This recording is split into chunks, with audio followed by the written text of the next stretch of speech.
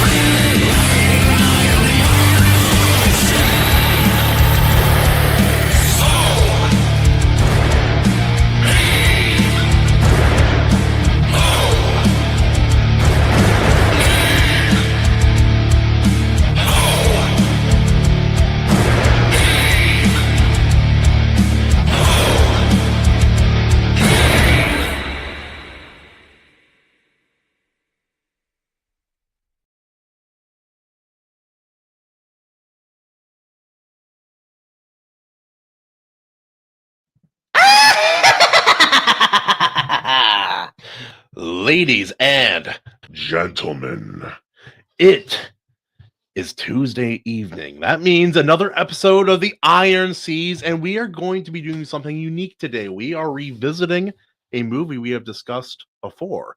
That being said, it was a long time ago, and I adore this film. It's in my top 10. And so we are going to, of course, I'm joined by one of my co-hosts, Jarrod Christman.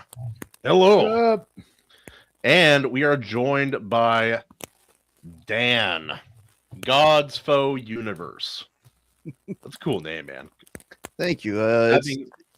In our universe, a imposter godlike figure is taking over the world, and anything that opposes it is labeled GODFOE. Oh, okay. That's what I was going to ask about that, because like my slight dyslexia, every time I would read the name is like God of you. Wait, no, that's not right. I read it God of E every time. I swear, dude. I'm so dyslexic. It's stupid. Yo, what up, Brian McCoppin? Great author, good friend of the channel. I wonder how you're doing, man. I haven't talked to you in a while. Anyway, yeah. Well, I'll call you later. Anyway, so today we are going to be discussing V for Vendetta. Now, a friend of the channel, Bill, was reading the graphic novel today in anticipation, and he'll be talking about some of the differences. I own the graphic novel, and I enjoy it and the movie quite a bit. And he says, buttons. There we go. But yeah, we're going to be talking about this movie. And so I gave Dan some criteria. I said, hey, the year you graduated, you need to pick a movie from that year, and that's the movie that we will discuss. And you chose V for Vendetta. Mm-hmm. Why? It's the last good film before the Wachowskis went crazy. You know, like we talked. To be fair, it was a short trip. We talked about Juniper. We call it Juniper Ascending on this channel for some reason, just because like dyslexia, right? Yeah. Also, when we talked about that movie, it took us. Everyone's like, "Oh, why is he related to bees?" Oh, his name is literally Stinger. We're fucking morons. So we were talking about that movie, and it's like that movie had some cool things, but it just never lived up to. Like, this is even technically a Wachowski movie. Like, they didn't direct it, though I kind of feel like they did based on how it feels.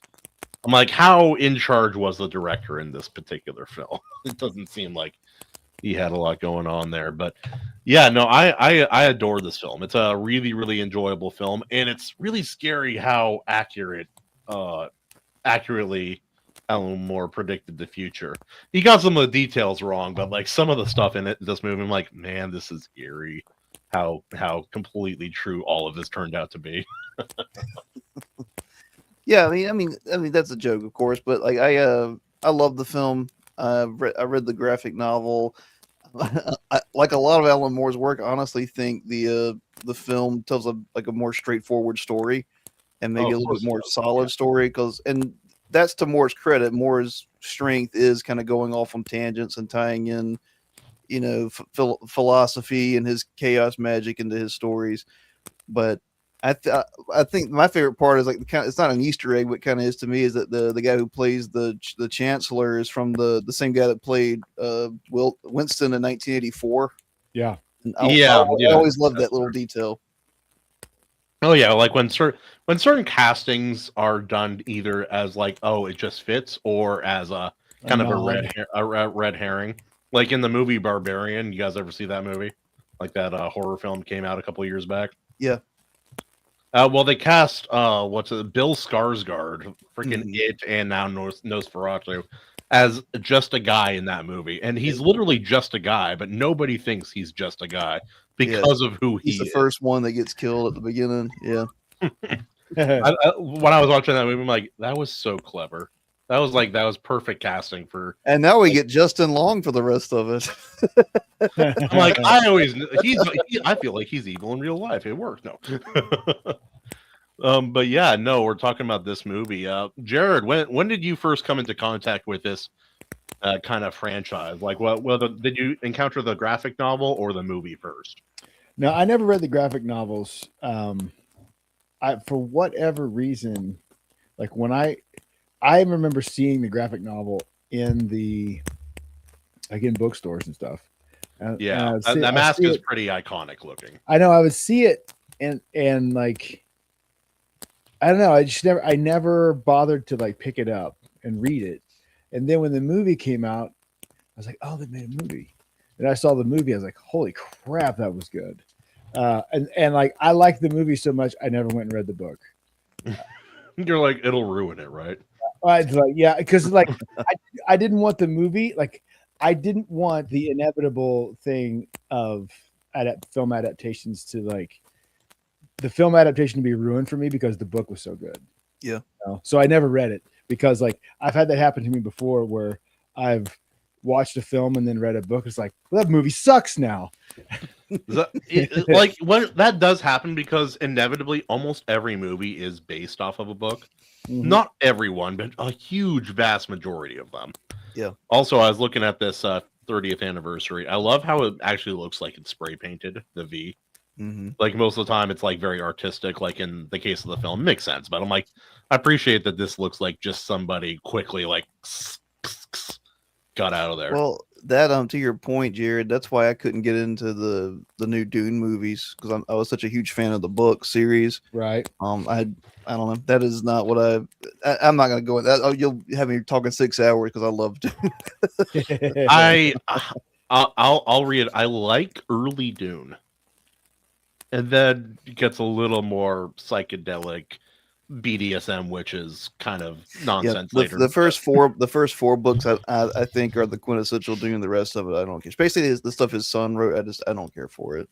Yeah. It's always tough when someone doesn't finish a series. Like I think your best case scenario is like a Wheel of Time with Brandon Sanderson. I think that's the best you could have gotten from that unfortunate circumstance of death. But yeah, no, Alan Moore, he's such a funny guy. His politics are atrocious to me, personally. But more than that, how often he disagrees with fans of his work about his work is so funny, and so it like you know what's going to happen. You can almost predict like what he's going to like and dislike about what people like and dislike about his books and movies. Like his beef with people who love Rorschach it never ceases to amuse me. Yeah, I love it. It's like, how did you not read? How could you have written such an insightful book and not picked up on the fact that Rorschach was going to be people's hero? Like people are going to love that guy.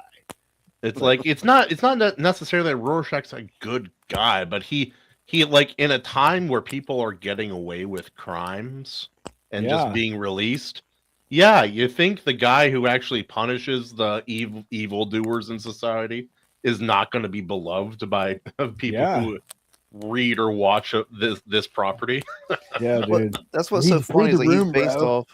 Well, he's based off Mr. A, you know, the Ditko character, and then like people love Steve Ditko and they love his characters. Like, what were you expecting, man? Like Yeah. you took Mr. A and put him in your world, and of course people are gonna love You gave him. him a cool mask and some of the coldest lines in recent fiction. Oh man. I'll be that's one Alan Moore graphic novel I haven't read. I've never read the novel. Oh, okay. I've seen like I've read a couple pages of it, but not like the whole thing. But like that line, "You're not stuck in here with me," or "I'm not stuck in here with you. You're stuck in here with me." Such a cold line. It's so good. None of you people seem to understand. I'm not stuck in here with you. You're stuck in here with me.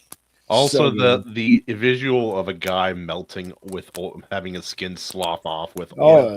oil. French fry oil, man. Oh, yeah, I've fried chicken before. That stuff does burn. My favorite, my favorite Rorschach line. See that Watchmen is one of the precious few examples where, in my opinion, not everybody agrees with me, but in my opinion, the film adaptation is actually better than the graphic novel. I think that's the case with a lot of Alan Moore's adaptations, actually. But the line in the movie when he finds that guy who had been kidnapping, molesting, and murdering little kids, and the guy's begging for his life. He's like, "Send me! Just send me to prison. Send me to prison." It's like men go to prison, dogs get put down. Yeah, and just meat cleave the crap out of his skull. It's like, oh, that's awesome. That's so sitting awesome. here. This is my movie. well, I agree. I think the movie ending works better. I think targeting Dr. Manhattan instead of psychic squid created by artists and philosophers on an island. Also the aspect of what the final like big bad thing to happen was. Yep. In the graphic novel, it's like a hentai monster, like tentacle, it's gigantic creature, gigantic eldritch and god. it being bombs just kind of makes more sense. I wondered, like going into that movie, it's like, how are they going to pull that ending off? Like, oh, they won't. Manhattan, that's genius. It's actually way better. I think I'm a self-confessed Snyder fanboy. I love the Snyderverse. And I think, Dan, it's okay. We're all allowed to be wrong as often as we like.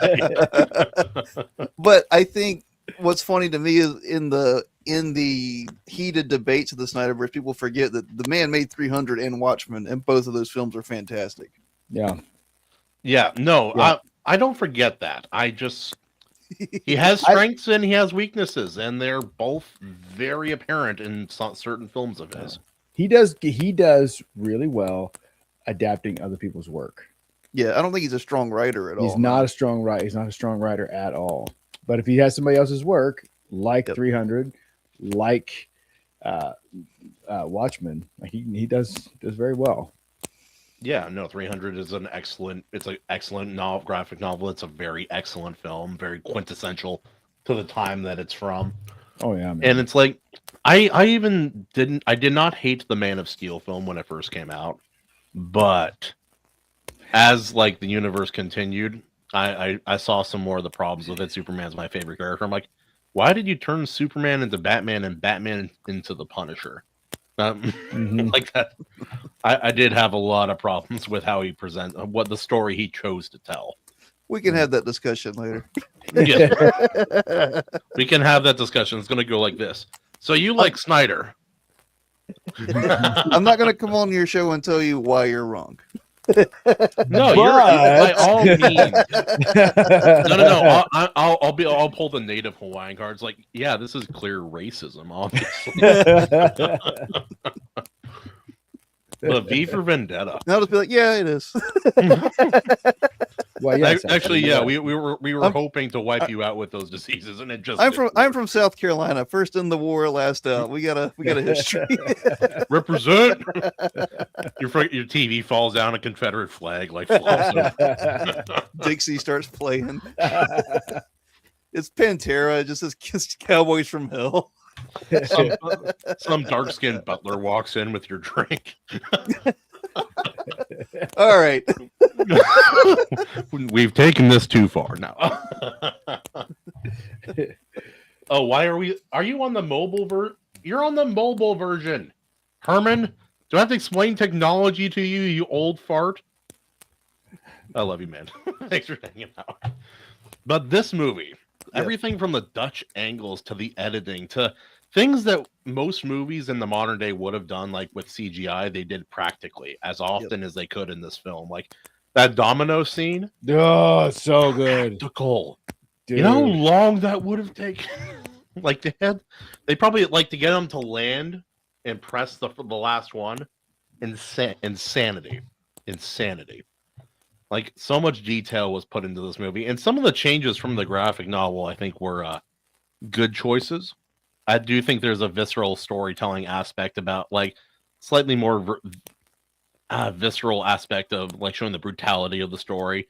If the movie had gone the way of the graphic novel, Evie is a 16-year-old prostitute. That's a pretty harsh starting point. But I kind of, for the sake of the story, I prefer how they did Evie in the movie, because she's just a normal person pretending to live a normal life, and then she has to be taken out of that life to really confront what is wrong, like the fear in herself that is such a quintessential part of the movie later.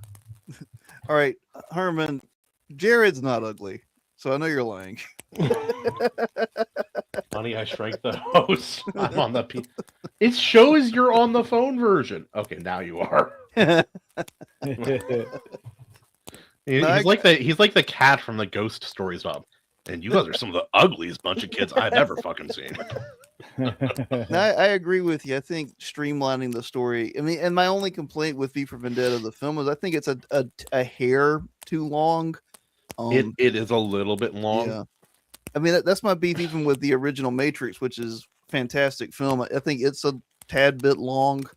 But yeah, there's parts of But with the Matrix, I can't think of a scene in the Matrix I would cut. I can think of scenes in V that I would shorten, albeit not cut. I think that's how I kind of feel about the Matrix. To me, it kind of slugs a little bit after he wakes up until you get to some of the action. A lot of the, real world stuff, I think, slogs a little bit, but that's a different movie. I feel like that's almost commentary on the Matrix. Like the Matrix is trying to point out, it's like, man, you want to get back to non-reality real quick, don't you? No, I do. You gotta eat slop with us in this cave. Hail, animation overload. Also, you are the second person to make that joke. Remember the 9th of December? Question mark. No, I get the timing doesn't work out, but we did it on the 5th of November last year. It's fine. But yeah, no, this film, I also, you gotta love, I'm in the graphic novel, it's like V is a lot more mysterious, like his intentions, who he is, what he is, a lot of that is a lot more ambiguous. But having Hugo Weaving be the voice of V, what a fucking choice, dude. Yeah, man. The guy is so iconic. His voice is fantastic the whole way through. He absolutely kills. Without any facial. His acting in this film is really quite good. I was always been very, very impressed by Hugo Weaving's performance. Plus the tongue twisting V kind of monologue in the beginning is insane. It's insanity. I tried it when I was younger. It's insane. Yeah, I think it's a strange story. Like it's not something you would really think to write, which is more as brilliant. But I was thinking about it today as I was watching it. The plot of he goes, at least in the movie, she stays with him for a year.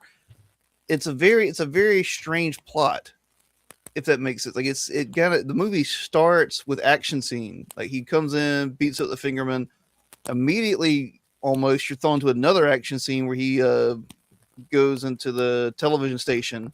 Yeah, the news And- network. Yeah, and then it kind of changes gears and it becomes like a character study of the two of them and the investigator.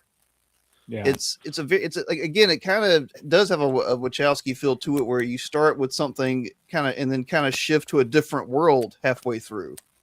Yeah, Yeah. the emphasis on the investigator was a little. Maybe I need to read the graphic novel again, but I remember it being much like it's not the same. Like more emphasis is placed on the investigator in the film. Yeah. According to my memory, and yeah, no, it. I really, and plus the actor they picked for the investigator, I've seen him in British programs. He's a Stephen good Ray, dude. Stephen Ray's great. Dude's so good. Yeah, he's really good. And just like the questioning, and like I love that moment later in the film when he figures out, oh, that old man was son of a bitch. I had him right there. That's always fun to do in any kind of detective story, is to have it where, I had him, he was there, and he's gone, and they realize it. We lost it. We lost the plot somewhere. But well, how about this? Because I think we're all going to jerk this film off a little bit because it's a very excellent film. I hope so. Sorry.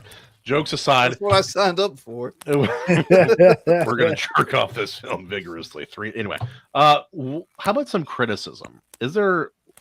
Well, how about starting with you, Dan?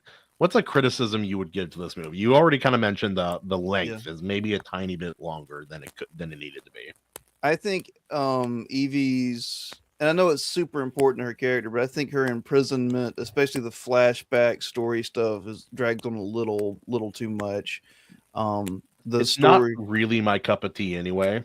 yeah, But even outside of that aspect, it does drag a Yeah. little bit. Which I get, which I like artistically, I can't fully condemn either, because it's like, oh yeah, you're supposed to feel like she's imprisoned for a lot like this. You're supposed to feel what she's feeling, and she's stuck in this tiny, awful, tiny cell in a prison. It's supposed to feel like she'll never escape. So Yeah. being there longer does help that in some capacity.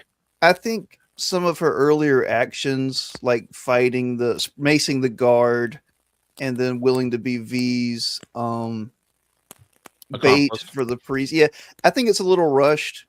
And I know there's the theme of coincidence, and there's the theme of kind of the past and the present coming together.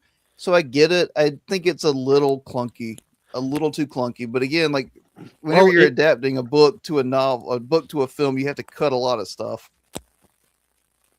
Oh, here we have AC coming to join us soon. Alas, I must drive through a blizzard, my good chaps. Oof. You'll get there, buddy. I believe in the driving ability of your wife. Actually, no, he drives when they're together. Anyway, I do.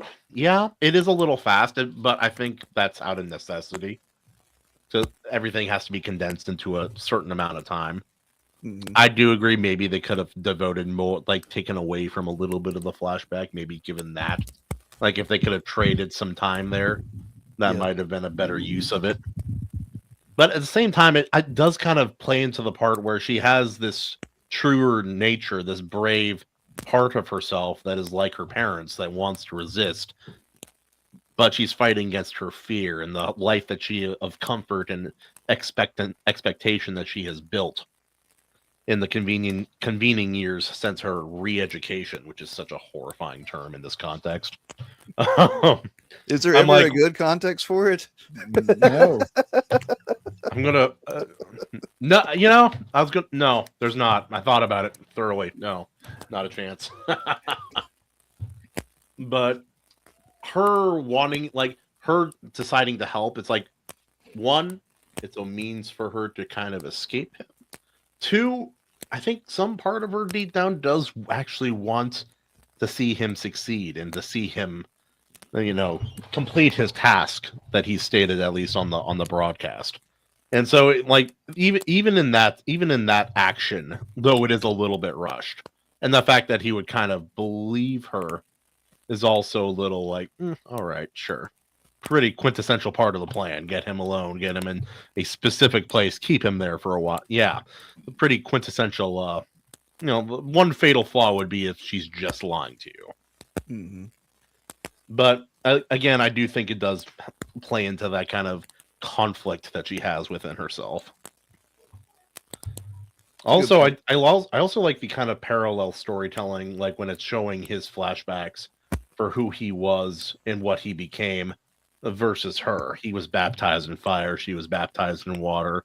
Even the same gesture. I'm like, this film is this is a really interesting, beautiful story. I love the parallels between these two very different characters. I noticed that, like, even at the beginning, there's a lot of cutscenes between them. Like, she pushes the button on the elevator, and it cuts to him like breaking the emergency siren in the television. Similar station. actions, very different intention and result. Yeah, they enter from opposite sides of the street where the fingermen try to get her at first. Yeah. Mm-hmm. So they meet that way, then they're side by side. She comes from the street into the alley. He's already in the alley going towards the street. I'm like, there's a lot here, man. Like both parallel and in the mirroring of these two characters. Well, it's them. It's how they visually show them inexorably moving towards each other. Like they're always going towards each other. Yeah, absolutely. And I did think the film, like, I forget if this was in the novel, but it is a nice touch when they watch The Count of Monte Cristo together, and she says she feels bad for Mercedes because Dante's cared more about revenge than he did about her. And V kind of nods, kind of like realizes what she's saying before like the news comes on. Like that's them. That's the whole thing is, there is no happy ending for him. How do we feel about the kind of romance between the two? I feel conflicted about. In part, it comes across as very clever and interesting, but then it also seems to contradict itself, which is maybe part of the intention as well. So yeah, how do you guys feel about that? The kind of romantic tension between the two. I don't know. I thought it was understated enough to be fine. It's never the focus. It's almost like this hint of them. Anything. It's like they're in a bigger story and they both know it. Yeah. But this is something that maybe in a different time, a different place, something they could have been, perhaps. Yeah. Yeah, it's interesting because, like I said, I don't remember if it's in the book or not, but we don't know why V was originally arrested. We don't know if it was just like, because it might have been hinted at that he was a homosexual because that was people they were rounding up at the time. I don't know if that was part of it. Or it was one group, but it's definitely, it's not improbable. Yeah. I thought that kind of added to the tension of it not being a relationship, if that makes sense from a meta level. I think they kind of have a very interesting relationship. It's almost father-daughter in a way, or mentor and trainee, because she becomes as him. Yeah, he shapes her like, he breaks her down and then he shapes her like clay. But then he also lets her go, which is really interesting as well. And then in the end, he gives her or them the decision of what to do. I think it's vague enough. I think Jared made a good point. I think it's vague and understated enough that it could be multifaceted. I think the important thing is that the whole idea that encompasses that is that all of it is a what might have been in whatever direction that goes. And her little monologue in the beginning is quintessential to that too. It's like, like this is a story about an idea, but I don't remember the idea. I remember the man. Yeah, but the thing, it's crucial for her arc because that, like, they're having that relationship. Like had it been any more or less heavy-handed, like her arc would not have felt earned. But because there is that underlying like implication, and then he gives her, he lets her make the final choice. It's like, do you send it? A really bold choice. Yeah.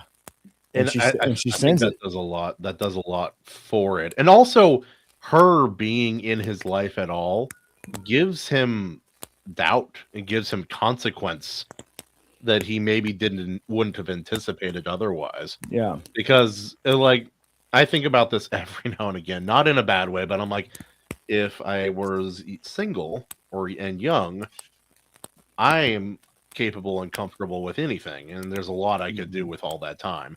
Not that I want that, but I do like consider that. I just imagined you with the Infinity Gauntlet in your room. Oh, wait. Fools! Fine, I'll do it myself. Oh no, that's great, dude. No, that's a great point. Like if a man alone can do anything, he can be an idea. It's easy to get in that world. She's a temptation of his. A weakness. Weakness. Yeah, in a way, yeah, a weakness of selling out to his idea of himself. Yeah. And yeah, no, it's like because she like in his mind, he is the idea. I think at the beginning, like very Batman, like I am vengeance. Anyway, we're not vengeance, but justice. There we go. And then he meets her, and he's like, oh wait, there is a man beneath this mask. There is a man behind this idea. He's not important for the idea, but that man does exist. It's almost acknowledging that he is still a person behind and beneath all of that, all of his machinations and his plans and the idea that he is proposing, this proposition to the public of this nation. And then she reminds him sharply, oh yeah, you are a person. I really think for that reason, the whatchamacallit, the romance was a really good addition. And like Jarrod mentioned, I think it was just enough. Yeah. Any more and any less, I think it would have, like, any less, why is it here?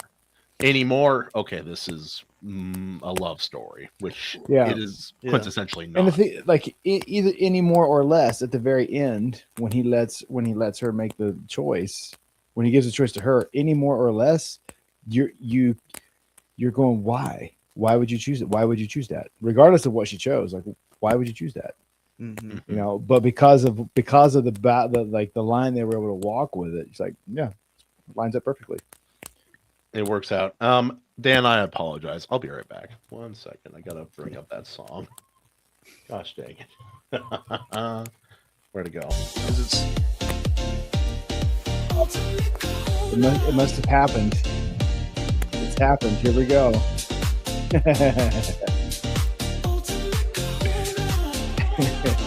The things people pay for entertainment.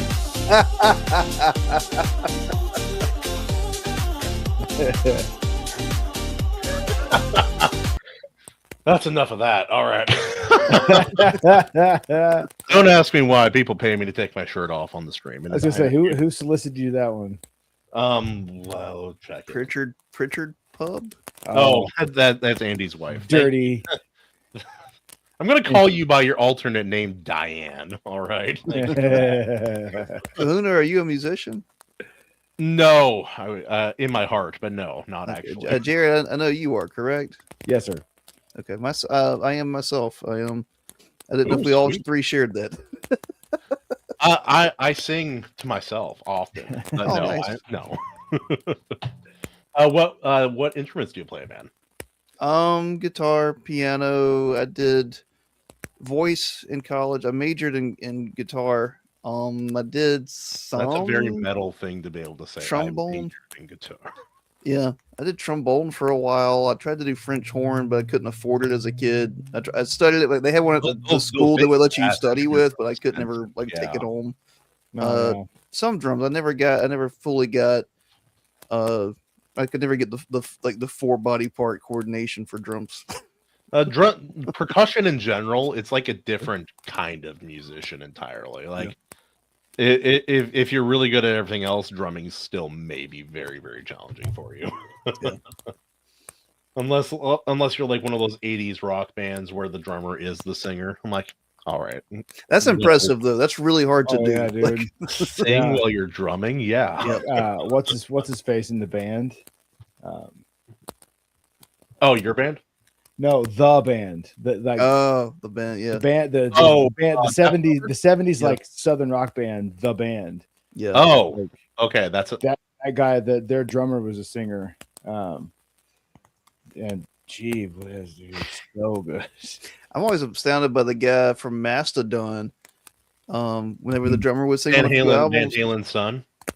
Oh no, you're Van talking about Halen the said- drummer. yeah, Dude. I saw them this summer when I saw Creed. I saw Creed, Daughtry, Mastodon, and like one other band was there at the show. But it was it was sick, dude. Very was very, it Scott singing?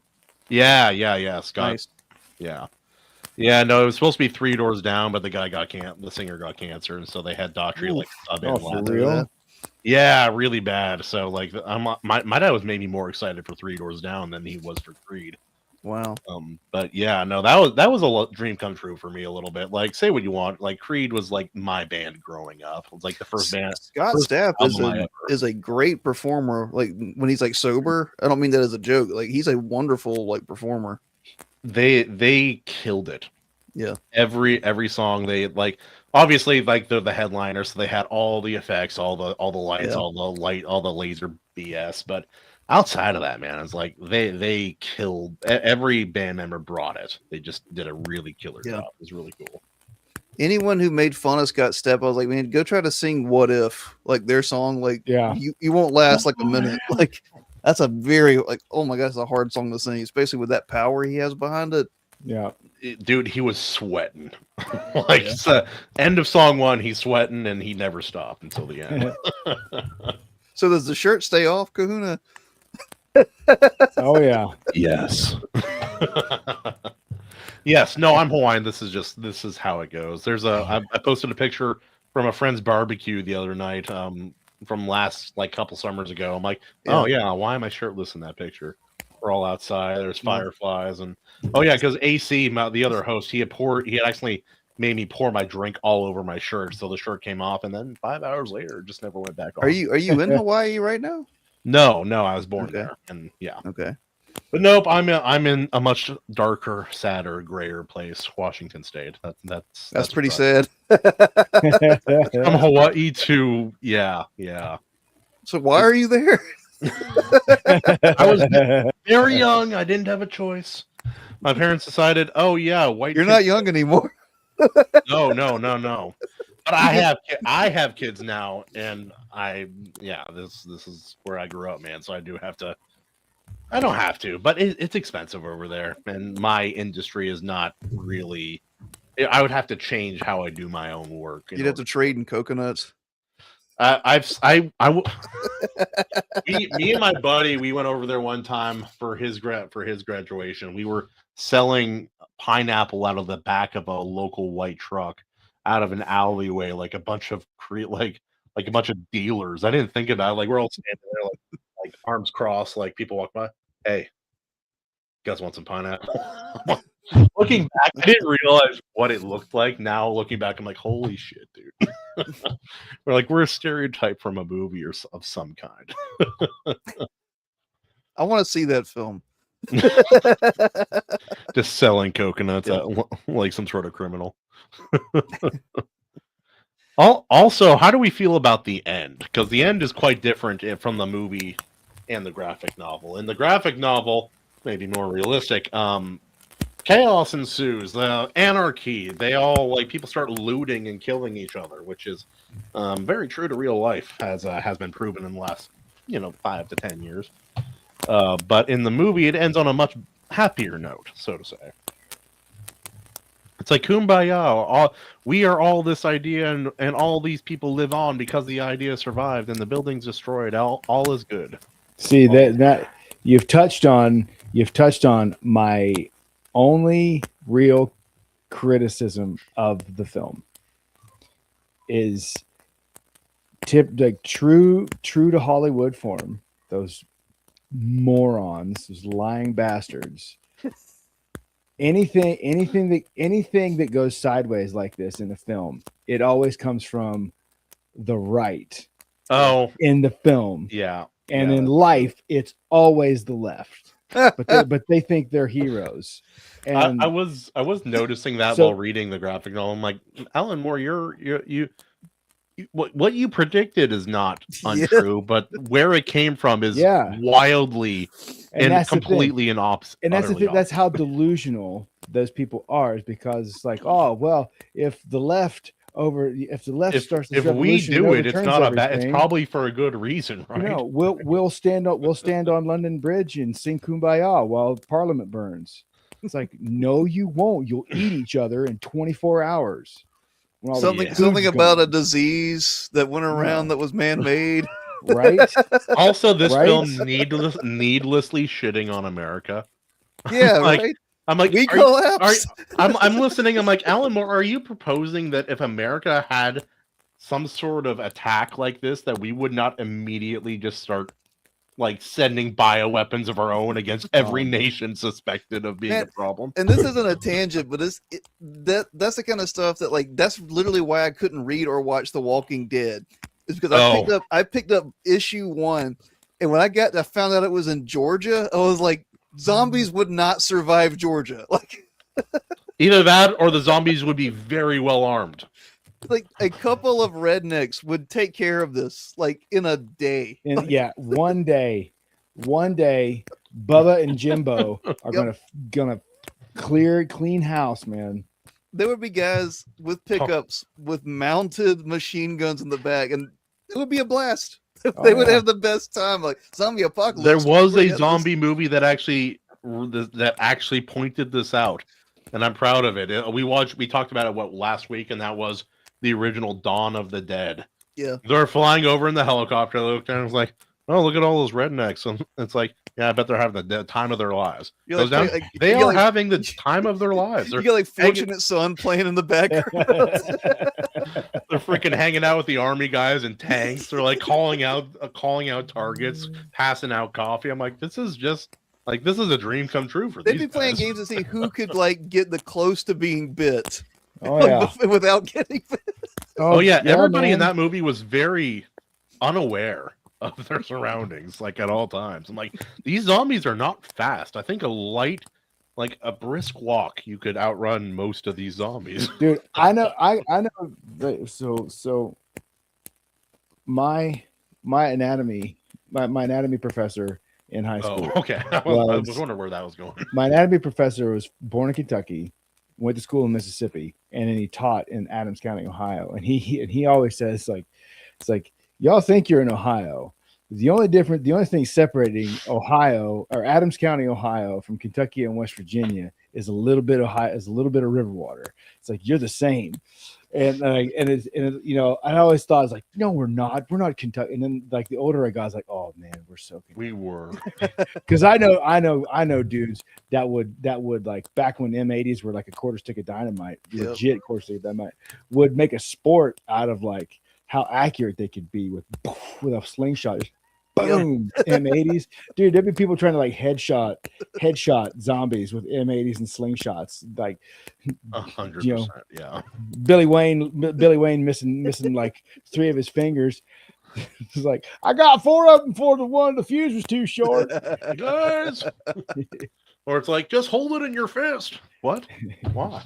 It's like, that's what's funny is, like, I think I made a tweet about it before. It's like, Alan Moore, like, you predicted all of this stuff, and it's like, now your country's a caliphate. Like, Yeah. I don't know what to tell you, man. You were so wrong. You know what? he was so right, but he was also so wrong. He was both things. What's messed up is, like, in England on Guy Fawkes Day, like, there are people that will like burn a Guy Fawkes effigy as like part of this like sanctioned celebration is on Guy Fawkes Day on November the 5th in England. It's like, how's that working out for you guys? Because I think if you need a Guy Fawkes character ever, it's maybe right now. Yeah, exactly. Maybe it's like maybe he was just pre-America. That's all he was. Well, it's a separate movie, but like I finally saw Children of Men for the first time this year. No, yeah, and you know, it cinematically it looks great, But what a ridiculous movie! It's England is cracking down on immigration for some reason, and Sure. and they're deporting people, and they're like beating up old hippies in like the woods. It was a bizarre movie. Like, this is the stupidest movie I've ever seen. It's all of those movies are why England had their massive overcorrection. Yeah. No. We let everybody in. Everybody, come on. They used to be a really pro-gun country, also. Not like America. No country's like America in that regard, but Hell yeah. they used to be a really pro-gun country. A lot of those European countries were, up until a few overreactions to bad, unfortunate events, like between the 60s and 80s, was when a lot of that legislation came down. You mean the peak of left-wing terrorism? Weird, right? And serial killers, yeah. All the people forget, like, what was it? It was like 400 bombings that happened in the 70s because of like Weather Underground and all that. Yes. Yeah, it's like the Irish like having a problem with authorities. Like, that's never happened before. The Irish having a problem with authority. It's never been historically. There's no precedent for that. No. Ireland's another one. Like, look at that country, man. Jeez. How do you forget Ireland? It's a whole ass island. I don't know how accurate it is, but I did see that, like, in Ireland, a teacher was just given life in prison for refusing to use a student's preferred pronouns. Oh my gosh. It's like, Ireland, really? Can we liberate that guy? Just go over there armed and figure it out. Not a call to any kind of violence, guys. You're saying the Hawaiians should go? Yes, that's what I mean. One set of islanders to another. Let's go. Oh Christ!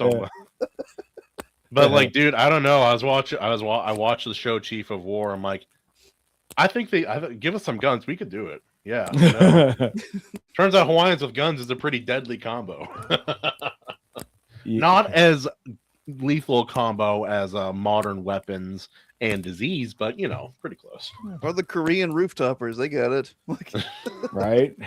It's like that's why all the Korean zombie films usually end in some Koreans surviving the whole ordeal. It's like, oh yeah, they've been ready for this forever.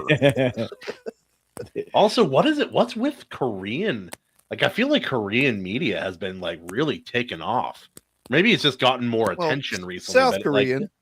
Yeah. Well, remember what was the last really good North Korean film? Never. It's probably war footage. Well, like, did you guys ever hear about that movie? Our like, breasted reader, he'll survive again. breasted. Bring whole army to her knees. Oh, like, what was that movie? The Interview. It's like, yeah. Wait, you're telling me he doesn't have a butthole? And when he eats, he just burns all of it up internally to use his energy. Remember, like, that week they thought he was dead, and like his more attractive sister was supposed to like be in charge. I shit you not, there is a manhwa webtoon about that. It was like, my first day as dictator or whatever. No, like My Cute Dictator is what it's called, and it's so fucking funny, dude. Because the dictator's kid is there, and he's like wanting to take over too, and then like the ghost of her brother is always like hanging out and like effing things up. Dude, it is so funny. I can't believe somebody actually got away with that one. Well, they weren't North Korea. They weren't. I was going to say they weren't North Korea. It's like they never read it. Anyway.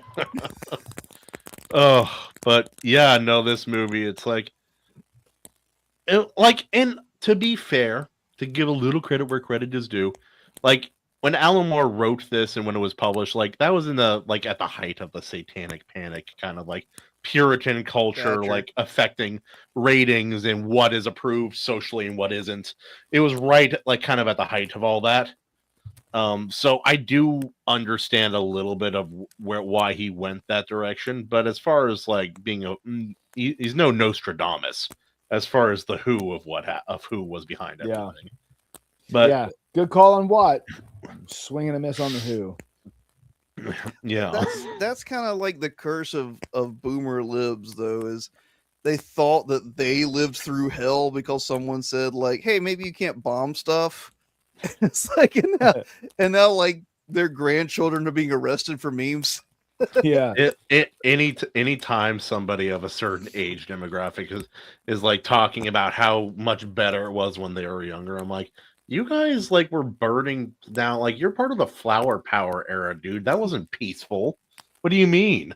It's like people my age who don't pick up a history book don't understand how violent all of that peacetime hippie BS was. Hippies were very violent. They're protesting fire bombs, the whole thing, dude. That's what kind of got on my nerve. And this isn't like point finger or like change topic, but like a lot of commentators, particularly like YouTube guys on media, always have like this weird vision of like the 90s being like a glory day. And it's like, man, all the stuff that you like don't like let's say like left wing progressivism or woke and all this kind of stuff, that was super rampant in the 90s. Like, this is an old story. It was like the 90s were as like when political correctness started coming in. Yeah. Like when a lot of ugly architecture that was creeping in like the 70s and 80s, but it like ugly architecture became like it was like a staple of the 90s. That's when Japan and the US like went ham with the ugly office building trend that never fully went away, unfortunately. It's like remember when we used to be a culture and we actually made like normal things were beautiful. I kind of miss that, dude. I don't know. I'm an aesthetically driven person, so I don't know. I appreciate that. I just want a clip of this shirtless Kahuna guy saying, "I'm an aesthetically driven person." Oh yeah, that's why I share my Herculean physique with the world. Yes. Dan, you think because I wear no shirt that my opinion means less, but I say it means more. Shirtless man taken more seriously than man without shirt. You're rather hairy for a Hawaiian guy, right? What was that? I said you're rather hairy for a Hawaiian guy, right? No, not really. Not really. Like a lot of Hawaiian guys are very close to hairless, but I'm not. Like this is barely like I have no body hair hardly. Like I have a little bit on one shoulder. Not sure why, but that's the one you put your spear over. I can't say anything, man. I am Irish Welsh. Like this light is not doing it justice, but like if I go outside, I'm just reflecting the sun back at it. Like it has to wear sunglasses when I walk figured outside. The pink tone on the walls was coming off with the reflection off of your forehead. But this is red, and the rest of it's white. I wish my color changer controller was working. Damn it! I would do the whole. I would change it red, and that way, get more aesthetic with it. It's not going to work. Oh well. Well, like we're stuck with blue. Just with like V for Vendetta, it's like Alan. Can you name one dictatorial country that had like the cross as its background? Name one like Not Christian nation one. that's a tyranny, like ever. Franco, maybe like the Roman, the Catholic state. Yeah, they've ruled nations before, so like, and they still kind of have their own nation. But are Catholics really Christian? I'm kidding. But jeez. I think so. No, they are. They are. I just have. I don't even know, man. It's a complicated topic for me. Yep. I don't like the veneration of the saints and a few other things, but it's neither here nor there. A lot of good friends of mine are Catholic, so. But yeah, no, enjoying this film. I also like how the action was done. It's like, oh yeah, this is based on a comic book technically. And I like that the action like it's bigger than life. It's bombastic. It's fantastical. Oh, dude, or maybe it's just like V is fantastical, but it feels like everyone he fights is not. It feels very unfair for every time there's some sort of physical altercation. The slow-mo shot of him coming over the roof. Oh, and the Dutch angle, which is unnecessary because the roof is already. Oh, He lands like Solomon Kane's Yeah. Batman and the Yeah, Shadow man. all in one. That is what's so brilliant about the story is like Moore did capture like an almost because I think V is like augmented. I think he does have some kind of super strength. He Like, has to. yeah, he is some kind of superhero done in a brilliant way, and it's almost Robin Hood like on steroids. Like I think Moore doesn't get enough credit for that part of creating a new superhero, basically. Like, because he always gets credit for where he should for like the philosophy and the political side of things, but he did something that's very hard to do, which is create like a new superhero. Yep. Yep. I think like they hinted in the film that it was like it was a result it was like implied that his abilities, because he was faster and stronger, were like a result of his immunity to whatever disease they were studying. Yeah. It's also implied that he has no eyes, which means that he's fighting blind and that he doesn't see in a like he's another like blind character archetype. Or it's implied. It's not explicitly shown or said. That being said, if done well, I love the blind archetype. Mm-hmm. It's something that is really not even close to representative of real life, but it's something I deeply enjoy in a well-told story. Yeah. People flying, I get, you know. Yeah. Yeah. People can fly. I've seen it. I've flown. I have the best jet. Nothing. No one flies better than me. Many Thank such you. cases. It's huge. It's huge. Huge golden nipples on the building. Well, anyway. But also like just the imagery, like the flag, the red lines is like the cross, but it's like a dark cross. Can we just say that goes hard? Like, Yeah, it goes super hard. But It you know what's does. crazy is like you remember back when Biden gave his like big the dark Biden. dark Biden. It made him look like he like looked and his sounded Sith like Lord Sidious with speech. Alzheimer's. Yeah. Yeah, dude, it's like I kept thinking, it's like, dude, he looks like Adam Sandler from V for Vendetta right now. Just I like, was gonna just say, like, I've seen if this Adam in- Sandler I've seen this survived scene and in was just Revenge of the old and Sith. senile, it's like, that would have been him right there. V versus the auto pin. I'm watching it. I'm like, I've seen this scene in Revenge of the Sith. Like D I'm for pretty sure. dementia. Okay, AO, if you're still here, you got to make that a meme, dude. You got to do it. So good, dude. And remind them that they are dog face pony soldiers. It looked like Marilyn Manson's old tour flag, like when he was Yeah. Antichrist You're right. Superstar. That's what Yeah. it looked like. Yeah. Oh, It's like, also, what's his face? Stephen Fry. Yep. Really well. He's perfect casting for that character. oh yeah. Piers Perfect Morgan. casting for that character. Perfectly acted. It's like slightly silly, but like there's a depth there and it's performative. But I'm like Stephen Fry is a good actor, and this is a perfect part for him. Yeah. Dude, when That he was took really that shot, that baton shot to the face, and so Mhm. his head hit the ground, it's all split right there. It's like, yikes! Yikes! That yeah. was gnarly. So well done, good makeup there. But yeah. With that, because I was thinking about this watching it, it goes back to my same kind of like liberal boomer beef with this kind of stuff. Is like the film, even V's house when she first wakes up, Evie, and she's walking through it. The house starts classically English.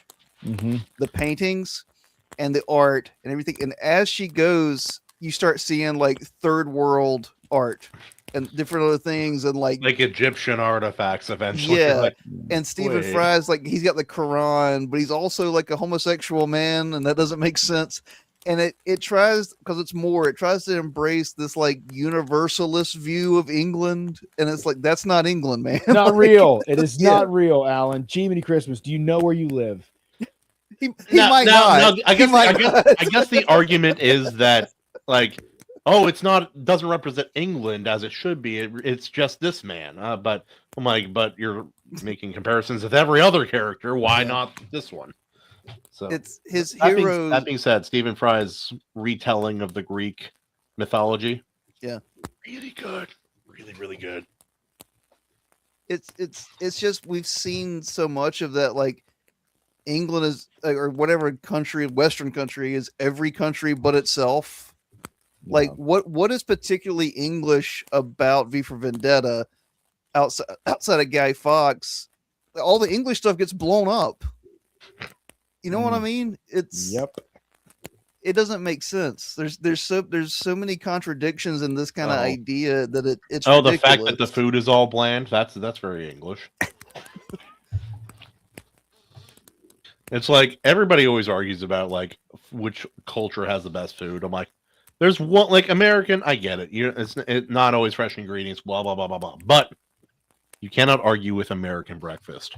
There's no nation on earth that does anything that comes anywhere near the realm, the heavenly, like pinnacle of culinary arts that is American breakfast. Many like top tier chefs agree as well. By the way, that was an Aziz Ansari joke where he's like, because he grew up in South Carolina too.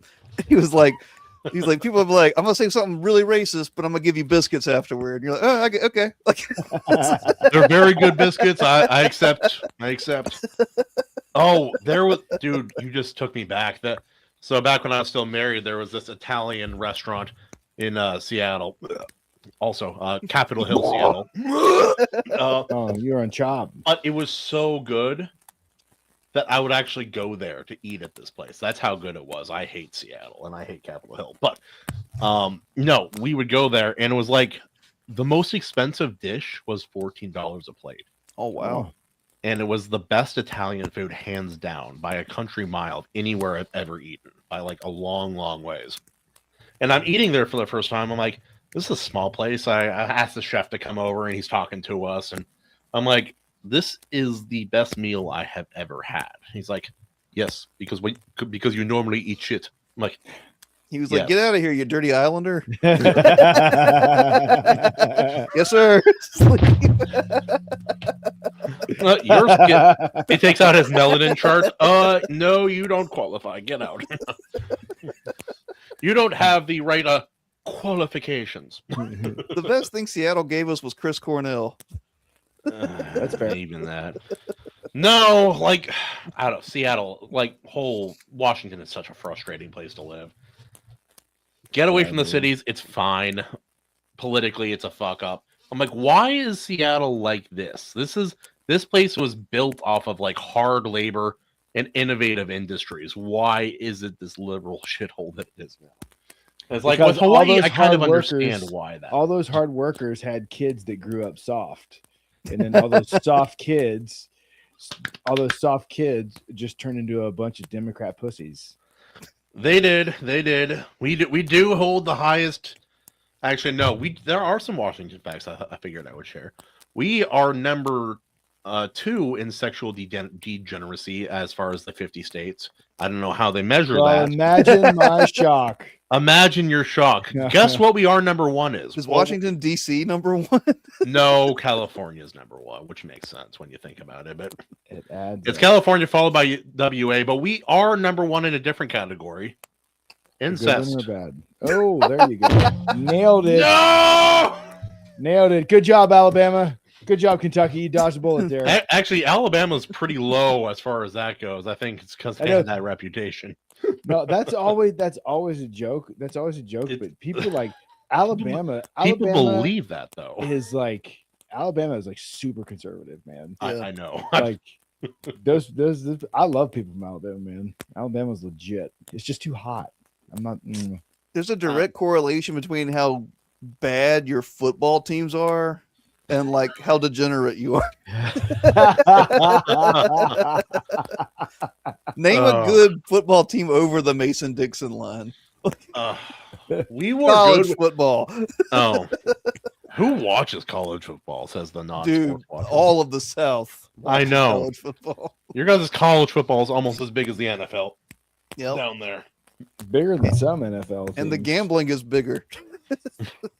I don't know, dude. There's a lot of gambling. We have a lot of reservations in Washington. There's a lot of gambling. Some might say too many. There are people from back home, they're like in Hawaii, and they're talking about like, we want the same thing the Indians have. I'm like, no, you don't. You said If you dysentery? if you give Hawaii the same privileges you give to the tribes, Hawaii will be destroyed in 10 years or less. It will turn into the world's new Vegas. Oh yeah, dude. Right, like very quickly, shockingly fast. It will any culture that has survived, which is very little, will be completely wiped out. And that's guaranteed.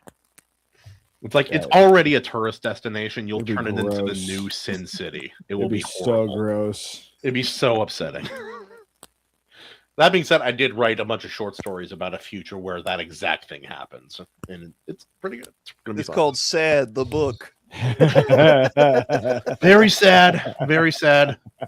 Shows a sad Hawaiian guy, like single tear, like in the movie Cry, like with the Indian, like the single tear.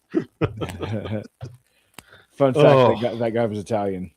He was, which makes it funnier. Dude. It's so good. Oh, Christ almighty.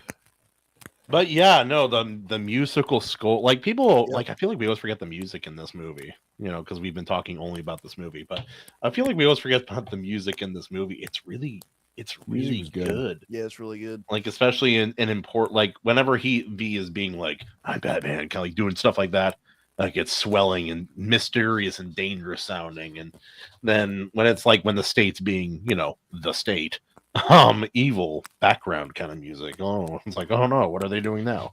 Oh, being very authoritarian. Perfect. Great. That's what we wanted. It's like looking around. I'm like, guys, you know, V for Vendetta was a warning, right? Right. We've had the entire 20th century as a warning. It's not stopping these people. Oh my gosh. Our warning was their playbook. Yeah.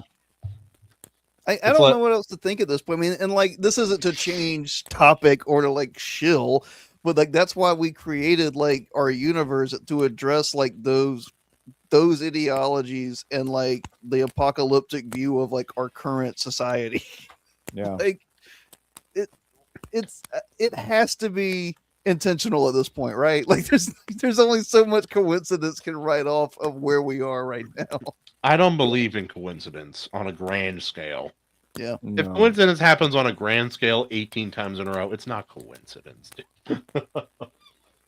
But yeah, no, you along with a bunch of other creators, like hell, even Rippaverse, Eric July and all that, like in his universe, isn't Texas like its own nation again? Isn't that the deal with the Rippaverse? I haven't actually read any of it. I think so. I think it was that it seceded. I'm like, good for you, Texas. I don't want to live there, but I want the freedom and the. Then they could deport all the Californians.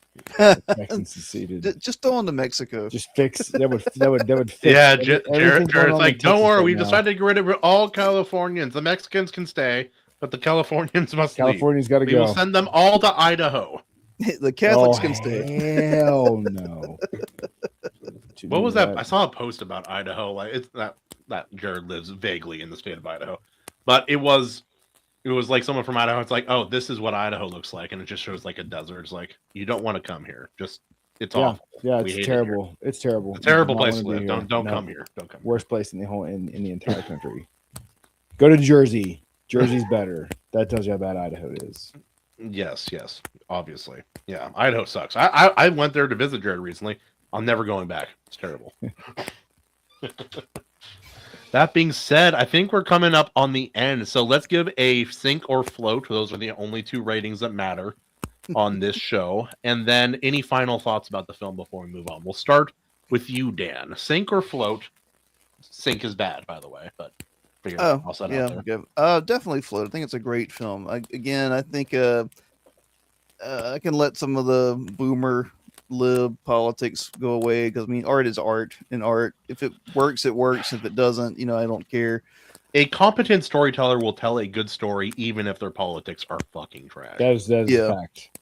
And I think that's what's important about art. I think politics is downstream from culture, and culture is downstream from art and religion.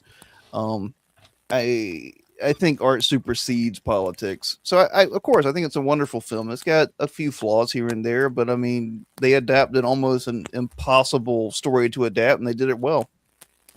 Yeah, no, they did it more than competently, and I was quite impressed. Jarrod, final thoughts and a sink or a float. Definite float, and I think the film's well done. Like even like my criticism has more to do with the film, has more to do with the original story it came from anyway. So it's like as a film, like I love this film. Like I saw it in the theater, I bought the DVD. Oh, you saw it in the theater? Oh, yeah, that dude. would have. I was. Dude, it was awesome. It was awesome. I'm way younger than you, and I don't know how old you are, Dan, but I'm probably. I'm 38. Yeah, 30, not even 32 yet. So I'm a baby. But I have the DVD. I've seen it multiple times. I love this film. I love the film. I particularly love. There's one sequence in that film that like I could just watch that sequence and be completely entertained. And it is the sequence. It is a sequence where Stephen Ray, the main detective, and the other inspector are in the car talking, and it's a voiceover montage of what he's saying playing out in real time on the streets of London, and it's so well done. There's two so sequences well like that, done. and they're so good. Yeah, dude. And I was like, yeah, that one right there. Like, yeah, I love the movie, love it. So yeah, it is a nigh unsinkable for me. Yeah, I'll go so far as to say it's an airship. That's like the highest level of float there is. Doesn't even touch the water.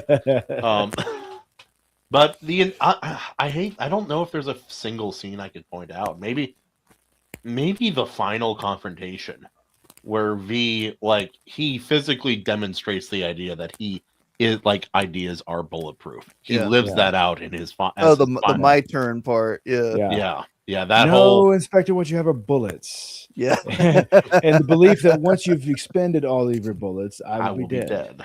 Yep.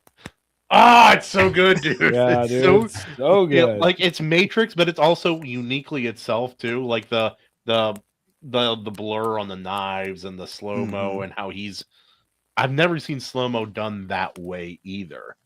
And it's like this mix of like realism and also like fantastic. Oh, some of his kills in that scene are spectacular. Where he he hits the guy up and his leg goes up and then he brings him down. Yeah, dude. Yep. It's like he's faster than gravity there. Yeah. Yeah. He somehow supersedes like the fall of. It's like I punch a guy, he's falling too slow. I punch him with the same fist before he hits the ground. Again. I said, get down. Get down, boy. But you have not reached terminal velocity yet. and then his final moments with Evie. Because when I think of like the most important moment in a film, I think of there's a certain line from the Matrix Revolutions that I think is, or no, wait, is that the last one? No, Reloaded. Matrix Reloaded. Like the delivery of a certain line, and I think of this line anytime I look at like the most important scene in the movie, and that is the architect when he talks about, or Neo talking about choice. Yeah. It's like, what do you have? Choice. And I love when a character has to make a quintessential choice. For me, that's always the climax of a film. It's rarely a moment of action so much as like, well, it is a moment of action, but a choice is made. And so V dies and he leaves the choice to Evie, and she has to decide what she's going to do. And then she at first is like, well, what am I going to do? And then the inspector gets there. He points a gun at her. Now there's an obvious, credible threat. And because she's no longer afraid, she does make the choice that she thinks in that moment is right. Now, whether it is right or wrong, that's up for interpretation. That's neither here nor there. I just love that moment in a film. I love when when a whole film builds to a specific moment and then a choice is made. Mm-hmm. And so, yeah, Airship for me, love this film. Any criticisms are just, for me, are arbitrary at this point. But yeah. Last shot of V The last shot of V laying in the subway car with all the Scarlet Carsons on his chest. Oh, so good. It's very comic book. It's very yeah, but it was so well done. Now, speaking of comics, Danny boy, you have a comic of your own. I'm gonna bring that sucker up I'll bring up the page that you sent on Kickstarter you sent me. But yeah, no, tell us about your comic. All right, this is Biophile Kolga Volume 2. It is part of our larger universe, the GODFOE universe. It takes place about 1,000 years after our other series, Apollyon 20XX. Oh, this cover or this art right here. It makes me feel things. Biophile Kolga is an interesting story. It follows a woman who has spent her entire life in what is basically a totalitarian system. If you're into theology and religion, it's a Gnostic system. There is this godlike figure that rules the world. It's not God, and she and some others in their youth figured that out, and they realized that they're kind of trapped. It's a false god, a false idol. Yeah, and it's a scientific god, which is kind of like we like to say maybe like C.S. Lewis's that horrible strength. Yeah. No one has read that, by the way. No one. Not even you or me, but no one has ever read that. And she has been given a second chance at life because the technology in her time is basically magic. That's how they view it. They view it through a religious lens. They view it through a magic lens. So she's lived her whole life. She has led revolutions and seen the horror that happens when you remove order. Look at her nose. I would revolt against society too if I had a nose that big. No, dude, I'm joshing, but this art style is really, really good. Thank you, Josh. Like, very Japanese is the artist, and he is the other half of the GODFOE universe. We're a partnership. I'm the writer. He's the artist, and we do everything together in this work. We're working on short films, video games. I mean, name it. We've released some already, but this particular series is very close to us. It's a character study of a person realizing that the order that they grew up under, as oppressive as it was, is actually better than the horror that she calls with like her revolt and revolution, and that she's messing with powers she can't understand. It combines philosophy, science, religion kind of all into one, and examines it and how it affects people. She's not the best person, but again, it's a character study. You get to watch her grow and change, and it'll be about 5 or 6 volumes when it's done. And this is our second. I mean, I can go into deeper detail. I mean, we've been working on this for about 10 years, our entire universe, but I just wanted to give a quick elevator pitch. Do you know if he's a Junji Ito fan? Oh yeah, of course he is. Look at his. I would have guessed the art. I'm like, this is very Japanese horror-esque. A lot of this. This is. Oh yeah. Like hell, even the font. I'm like, that is a very that's like a Blade the Immortal font right there. The story is very much more manga than comics, and that's where we kind of feel a little self-conscious when we go on comic shows and stuff. Like, we drop you right into the world, and we grow it from there. You might pick up backstory later as a byproduct of just natural dialogue and story elements, but not. It's not like issue 1 or like the beginning. There's none of that. Yeah, that's sick, dude. I appreciate it. It's a great story. We put out volume 1. People liked it. This is volume 2, of course. We've got catch-up tiers. You can catch up on Apollyon as well. It's a big universe we're building. We're actually starting from the beginning, middle, and end of it. We've got a novel, like a prose novel, coming out next year. That is the end of the universe. But like a written word prose, or yep, okay. It's been finished for about 2 or 3 years now. I've just been editing it.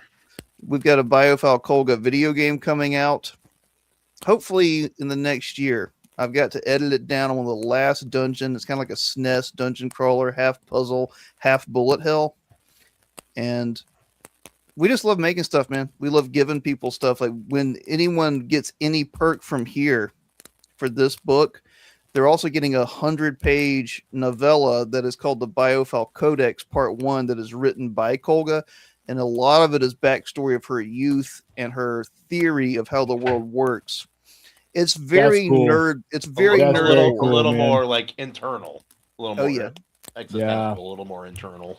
Yeah, the lore nerd in me just like, ooh, that sounds Well, great. Jarrod, if you want our website, godfoeuniverse.com, we've already got a bunch of free to read stuff. Yeah. We've got from our other series, Apollyon 20XX, we have something called Apollyon 20XX, the Apocrypha.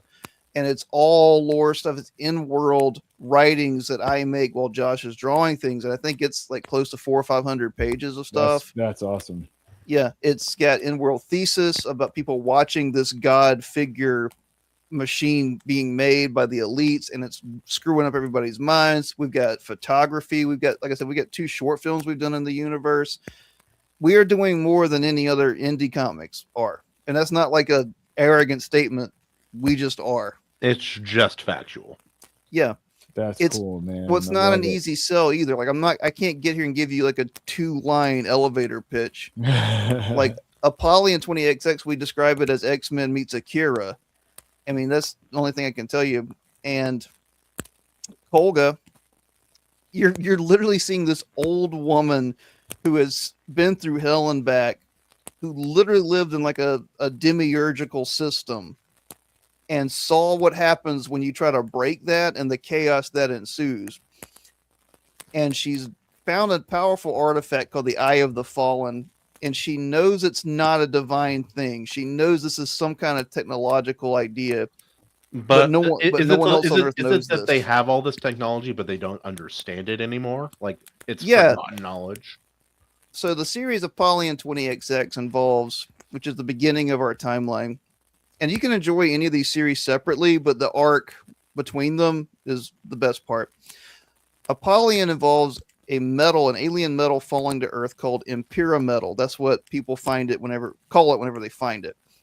It is balled up by a bunch of group of elites that are like that we call the Order, that are basically like, shadow government people that run everything now. And they are trying to use it to build a god machine, a machine that can influence the minds of everyone on the planet. They succeed in that endeavor. They're opposed by some beings called augments, which are human beings that they have implanted in the metal, trying to build their own god. So that's where the quote unquote X-Men element of it comes from. Okay. Yep. Kind of like a very apocalypse a little bit. Like, oh yeah, that series gets very apocalyptic by the end of it. Yeah. Flash forward about 1,000 years, that metal is still on the Earth, and it has grown and changed because it can adapt itself to any biosystem. And that's about the time Biophile Kolga arrives, and there is a godlike figure, and she exists under that regime. And there's a energy called O that we call that flows throughout the entire world, and they call that the spirit of God. And her and some others they realize that this God is not a God, but it's not like like today's liberal view. Like, they literally don't know what to do with that. It's like this thing that we can't escape, whose very intentions. It's a very large, powerful, real thing. Yep. It's just not what it says it is and what we believed that it was. Yeah, and some of a lot of the writings that she has, she doesn't have words for. Like, if you grow up in that kind of world, you don't have words for these kind of ideas. So again, I always make fun of myself for the elevator pitch tripping over it. It's just a massive world, but that doesn't bother me. Like, what are you going to do? Like, if you try to pitch someone Berserk, where do you start? Dan, I thought a lot about this. Demon, big guy, swing sword, big sword. Okay. That's all. Okay. And then you got to tell the entire golden arc. Short, dark-skinned baddie. Yeah. Wait. How do you pitch Evangelion to someone? You don't do it in 2 sentences. You do it with an essay talking about all the problems. Well, again, that's what I'm saying. This is not the easiest universe to sell in a 2-minute thing, but I don't care. Like, we come from a punk rock background. Josh and I were both musicians. I can tell. Look at this cover. Yeah. This is punk rock. Thank you. Now, is this the Biophile Kolga? This is Apollyon. Right here. This is Apollyon 20XX Volume 2. This is the beginning series. Okay. Biophile is different middle. character. Yep. Okay. Now, so Live not with by your lies. That's a great tag. with the Kolga character, Mhm. you say she's old. Yep. She's like super old, but is she put into a youthful body? Something like that. Volume 1 starts immediately with her escaping something called the Acolyte's Manor. Okay. And it's kind of this interdimensional spot that she has found. Interdimensional is the best way to describe it.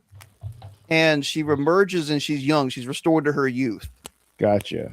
And through the series, that's part of the mystery. You learn that Like she helped create that problem for herself. Like everything that has happened to her is basically karma from her youth. Okay. So You deserve this. So she's restored, like not just physically, like Mm-hmm. she's her mind goes back to that. Yeah, she remembers her memories of being old and all this kind of stuff. Okay. Yep. And she has an incredible healing factor, which is more of a curse than anything. Like she can restore entire limbs. Yeah. And the I'm reason guessing something like that happened here, but yeah, this is her dealing with what they call witches. And these witches work for something that is called the mountain that moves. And what that is a being that no one really understands except the witches that can rival God. is Yep. it something else that encountered that Mhm. ultra tech? Okay, yeah. It is a being whose intentions are so powerful it can also shape the world. Mm. Like so reality bending, if not breaking. Yeah. So again, there's no magic. It's all tech, but we really wanted to kind of like do that Dune idea Yeah. of where you don't know the If difference. tech gets to a high enough level, it's basically magic. That's Yeah. I like when series kind of bend that. Some series are more blatant. It's like, oh, actually, there's just big tech and also big magic. Yeah. There's some series go with both. The big magic system throughout all of the entire arc is that there are things that can bend the will of other people, that intentions matter, and everyone's intentions on the planet go out at all times. The question is, do you know what your intentions are? Do you know what they do? Are you responsible for them? It's a heavy book. Yeah. In fact, everything we do is very heavy, and this is not an American comic. I hate to say that in some ways. It's very much a manga in its story. Yeah, That's cool, I can tell dude. both art style and story focus wise that appears to be the case. That being said, I do have to acknowledge AO here with his berserk Guy elevator with pitch. sword fight demon with boobas. Yes. Well, actually, that's the best case scenario. He does other things to demons, sometimes on the first page. Yeah, right. Mm. I'm gonna, Jared. I'm gonna link you the free to read section of our site on the private chat. Yeah, man. I already backed it, man. I'm excited. So I appreciate that. Yeah, no, And- this looks absolutely sick, and like obviously a story this deep and this dark is not for everybody, but I No. do like that kind of story when I'm in the mood for it. I Yo, appreciate AC.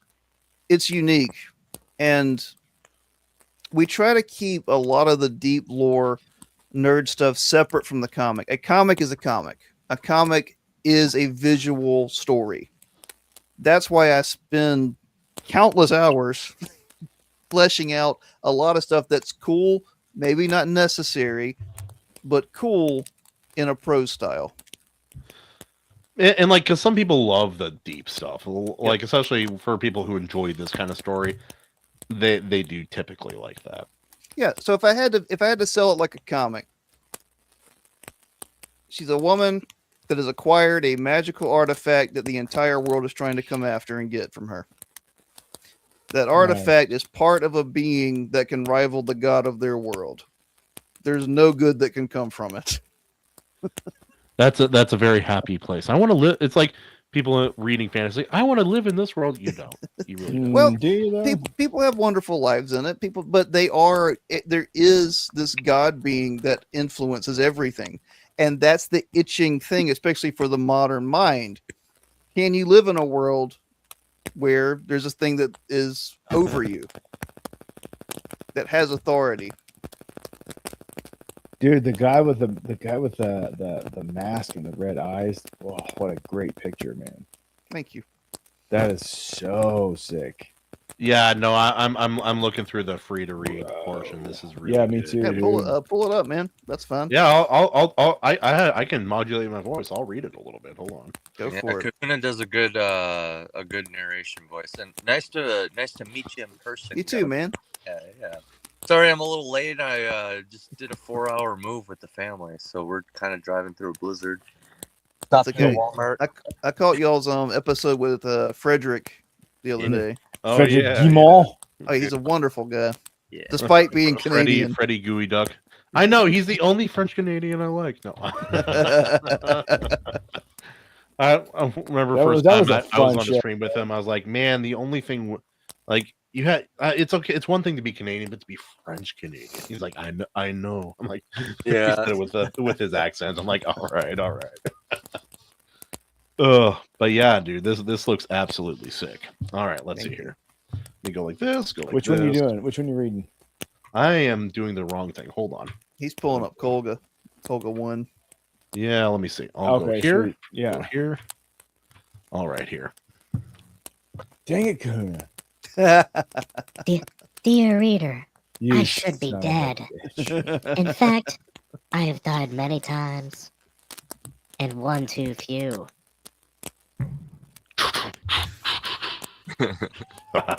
This Eric Cartman ass voice. No respect. No respect. Kahuna's got no Concerning respect. the matters of the recent past, I'm not even sure the past matters.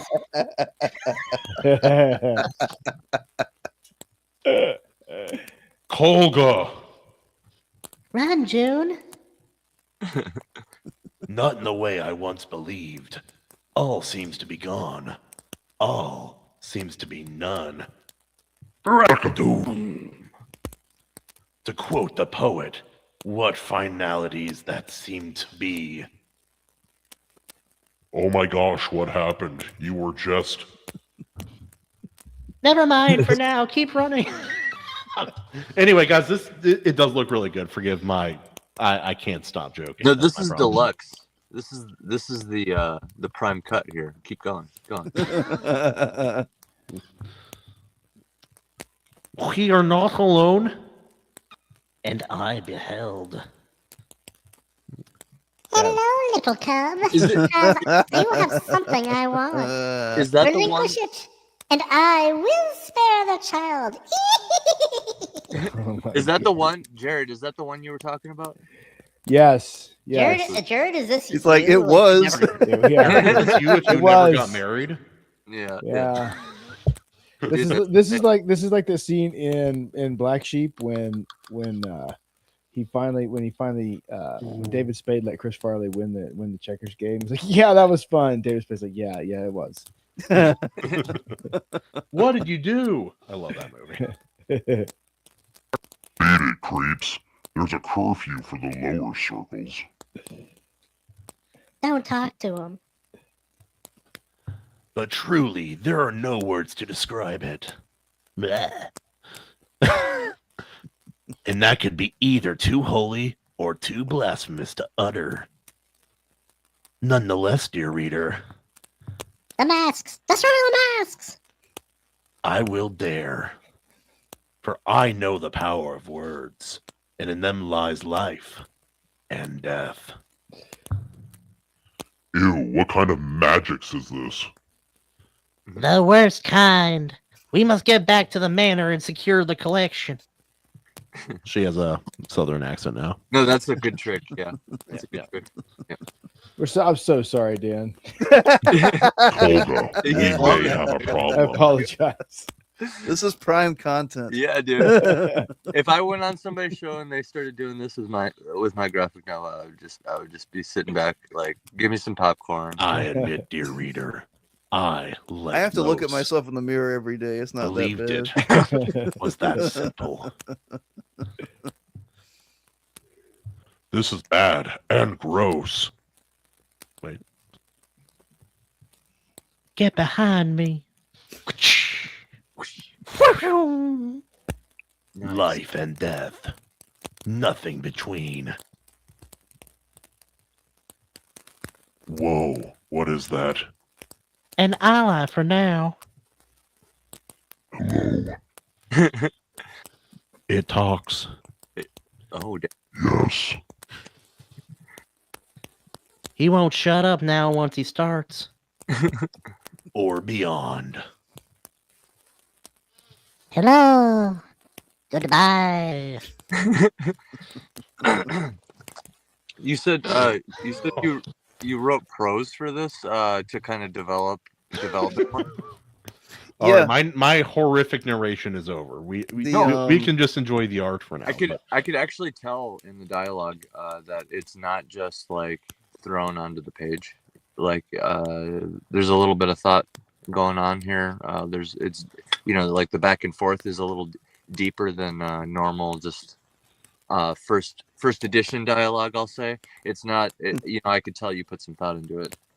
I appreciate that. The monologue that goes through with Kolga talking to the reader is also part of her character whenever, and this is brought up in volume 1 when she was known as Kolga the Collector, when she used to tell people about the Biophile Initiative.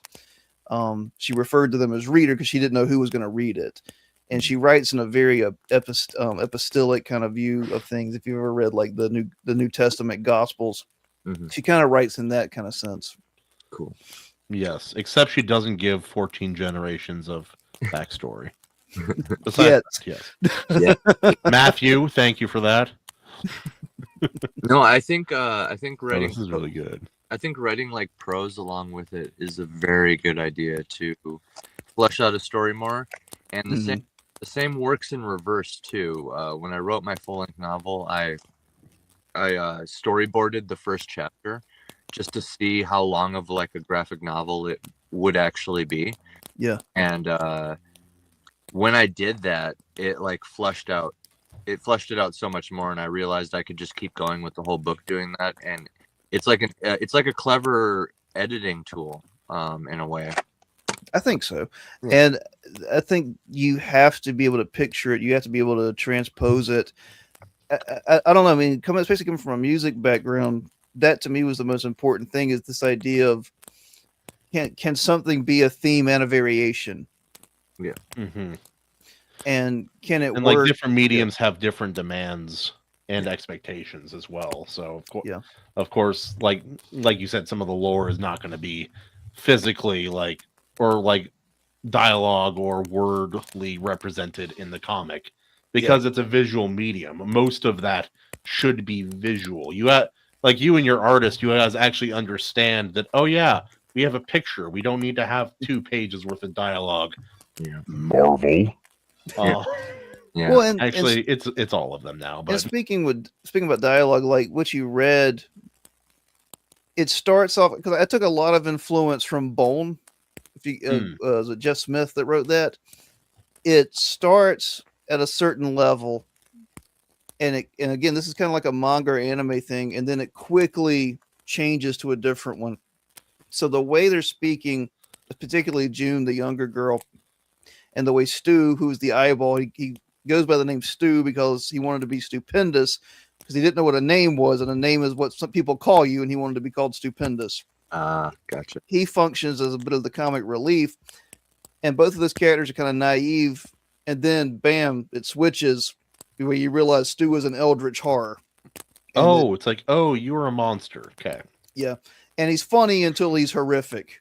And June, she's forced to grow up very quickly, and a lot of that kind of put on naivety, like a young girl would do, is ripped away. I think a slight Bloodborne vibe from this. Slight. Josh is a big fan of Bloodborne. We got some of that in there as well. Thank you. Also, the coloration. Like sometimes it's a little more ordinary, but it's not afraid to be psychedelic with its colors. Yeah, we're going full psychedelic with volume 2 because Olga enters the O which is basically the collective unconsciousness of the world, what they call the spirit of God. And that's where a lot of those trippy pictures were from. Oh, like the Akashic Yeah. record? She like enters the Akashic record? Yeah, Like, straight up? Dude, that our version of it. Yeah. That and then that kind of evokes a little bit, like for the weebs out there, that's a little bit of Attack on Titan stuff going on there, a little bit, because I think Ymir and that was like in this other dimension where she kind of just Yep. built everything out of sand was the whole thing. But like this is different in that it's like collective knowledge from all time, right? Like past. Yeah, think of it this Yeah. way. Because it's a science system and like a metallic system, it's kind of like a computer machine hard drive. Yeah. Everything is recorded. So all of human history that can be remembered is in the O. And when they interact with it, it's overwhelming. And there's only a few beings that hold it together. And the being they call God is one of them. The mountain that moves is another one. And they're at conflicts with another. And the big questions that come and we basically take the postmodern philosophy, literally the postmodern philosophy of everything is power, and push it to the nth degree. And because I hate that belief system. I don't think that's how the world works. So it's like, okay, well, let's follow that pattern and see what would happen if that's how the world worked. Ad absurdum, right? Yeah. Whole term. It's like ad absurdum, something like that. You bring it to its most absurd conclusion. Sure. Well, that's what fiction is for. Fiction is valuable for like this is how I had it explained to me once, and I've kind of always adapted it and kind of agreed with it, and that is that nonfiction ideally tells the truth about the world and about people and about history, but fiction is for exploring yourself and who you are. Makes you ask questions about yourself and try to understand the inner world, in my opinion. I think fiction is really good for that because it like takes an idea. It's like, oh, is this a good thing or bad thing? Automatically, you probably have an answer, yes or no. And then it's like, well, what if it was pushed to its utmost extreme? What about then? And Josh and I are both devout Christians, and that, like, the point of that is like we want to explore the idea of can man be God, and that is the big arc. But that's the big philosophical question and arc of the GODFOE universe, because the universe is because of this metal that exists and it keeps evolving in all its forms. There is now a way for man or a man to push his intentions on the world. Yeah, in a god-like manner. God-like. Yeah. Less limited, very, very few. But it's like, oh, but man is sinful and God is not, and therefore this world is boned because now you have god-like beings that are created you have the demiurge. If you're familiar with Gnosticism, yeah. Also, like the dwarf in the flask from Full Metal Alchemist is like, what's wrong with seeking perfection? Well, if you're not perfect, a lot. But those are great questions, and like those are the things that I think comics can explore. I don't think you can really know a philosophy if you don't put it in narrative. Like, I think that's why Tolkien is a better philosopher than Nietzsche. Like, you can read Nietzsche's Ubermensch idea, but what you really want is you want Samwise Gamgee, because not only is he heroic, he's also a good person, and we can answer that question instead of wondering what a good person is. You can see it. Yeah. No, leading by example. I think that's one of the better ways that a Christian can represent Christ. You can preach all you like, you could say the right thing and do all these things, but just leading a good godly life by your example, people should know you. By your actions, by your light. You should be the light on the hill, the city on the hill. I think behavior shows faith. I think you don't know what someone actually believes unless they act it out. I think people think faith or belief is something you think, and that's not true. And like, do you guys know? This is off the tangent, kind of the YouTuber Short Fat Otaku. Yeah, a little bit. Yeah, he made a rather, and I'm not trying to be a dick, but he made a rather stupid statement where he said that he would choose communism over MAGA because MAGA was worse. And I even Besides commented just on being it. wrong. What he's saying though is he thinks the idea is worse because we have the physical belief that was acted out. Communism killed 100 million people. MAGA hasn't yet. So that kind of is an insight into the modern man, is that he thinks belief is something you think in your head. Belief is how you act. Yep. If faith doesn't change your actions and how you live, it's not faith. Yeah. Quintessentially. The Bible says you'll know them by their fruits. And Yeah. with that, I'm going to get back to driving in a blizzard, guys. You guys have a good night. I'll be in the chat. Nice meeting you, man. See you, God buddy. bless you, man. Be safe. Yeah. Don't die in a blizzard. I know how cold it gets over there. Yeah, I hear you. Have a good one, guys. Say hi to Diane for me. And I wasn't trying to proselytize. It's just I think No, we're at a no. point. We're just talking, man. This is a good. Yeah. stuff. Well, I think we're at a point in human history, and particularly about art, where like people are trying to fight social media. People are trying to fight the integration of art and artists and humans. And I say that's stupid. Human beings are complex and beautiful and brilliant. And religion, politics, art, it all becomes one. It all goes together. And I think we're deluding ourselves and pretending that it doesn't. I think there's another problem too. I've been thinking about a lot recently, and because I'm a Christian as well, Jarrod is as well. And just talking about that stuff, it's like there's also this Christian instinct, I think, for a lot of people, like the puritanical kind of ideas, like, oh well, we can't do, like, we're Christian artists, we can't do this, or that, and I don't think any of us agree with that. But it's even more than that. It's also like Jesus tells his disciples, you guys need to be the light of the world and the salt of the earth. Think about that creatively. Yeah. We should be really creative, innovative, interesting storytellers. Not afraid to, if anyone should be able to approach darker topics, it should be us. Because while we believe in the light of Christ, we also know the darkness both in the world and in our human nature. Jarrod's movie is where even what was the title again? Help me. Where even shadows fear to tread. Yeah. Ooh, great title. It's a great title. And yeah, it's like it's not the story's not afraid to explore these darker ideas, even in the main character. And I'm glad that you and your like artistic partner here are of a similar mindset as well. Oh yeah, and Josh catches a lot of flack because he's a pastor. And he was a youth pastor for a long time, and he said people come up and be like, "How can you be a Christian and make art that's so dark?" And it's like, look, man, like there's glorifying evil, and then there's exploring darkness. Like there's a huge difference. Huge difference. Yeah. Like something like Has Been Hotel glorifies evil. Yeah, but it doesn't seem as bad because it has catchy music and it's colorful. And that, what in my experience, all of the dumb shit that Christians say like that has more to do with their own the degradation, their own inability to accept the darkness inside themselves. Yeah. So they're the kind of people who use the Bible as a binoculars instead of mirrors. Yeah. And those kind of people have created more atheists in the world than Charles Darwin ever did. Well, yeah, because Darwin. Yeah, people don't understand Darwin at all. He was so flip-floppy.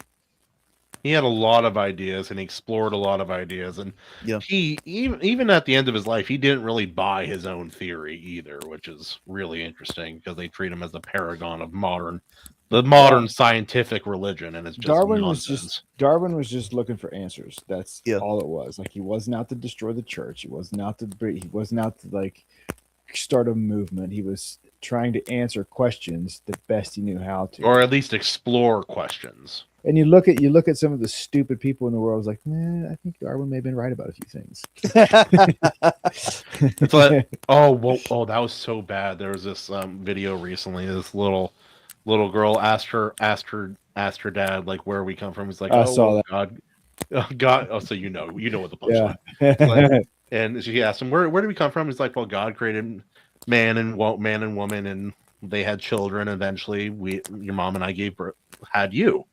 And the mom's like, no. Long time ago, biological things happened, and then we evolved. We came from monkeys. Monkeys. And the little girl explains that this is what her mom said. He's like, oh, no, honey. She's talking about her side of the family. Oh, it's great. Well, that's the thing is like we evolved from monkeys, came from nowhere. We mean nothing, but the third world immigrant coming over was from a sacred land with a sacred people. Yeah. Those kind of people don't hate religion. They hate They hate God. Yeah. It's critical theory, which is what all of this stuff basically is based off of. It hates Western Christianity, is what it is. Yes. It goes back at least to the French Revolution, the Enlightenment, and more. At least there. Yep. Yeah. Although, like so many other things in history, France, you fucked it up. No. Yeah.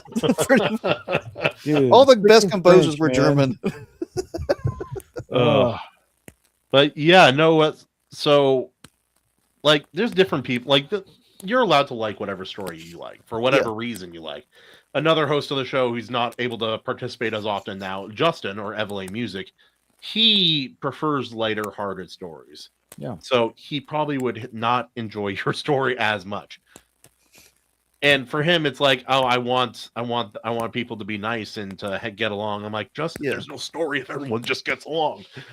It's like, that's what I want, though. I'm like, all right, man. But me, I think the darker the darkness, the brighter the light. As long as there's a light, or a point, I think it's worth diving into that darkness to explore what is there. Better to know and then rather than live in ignorance.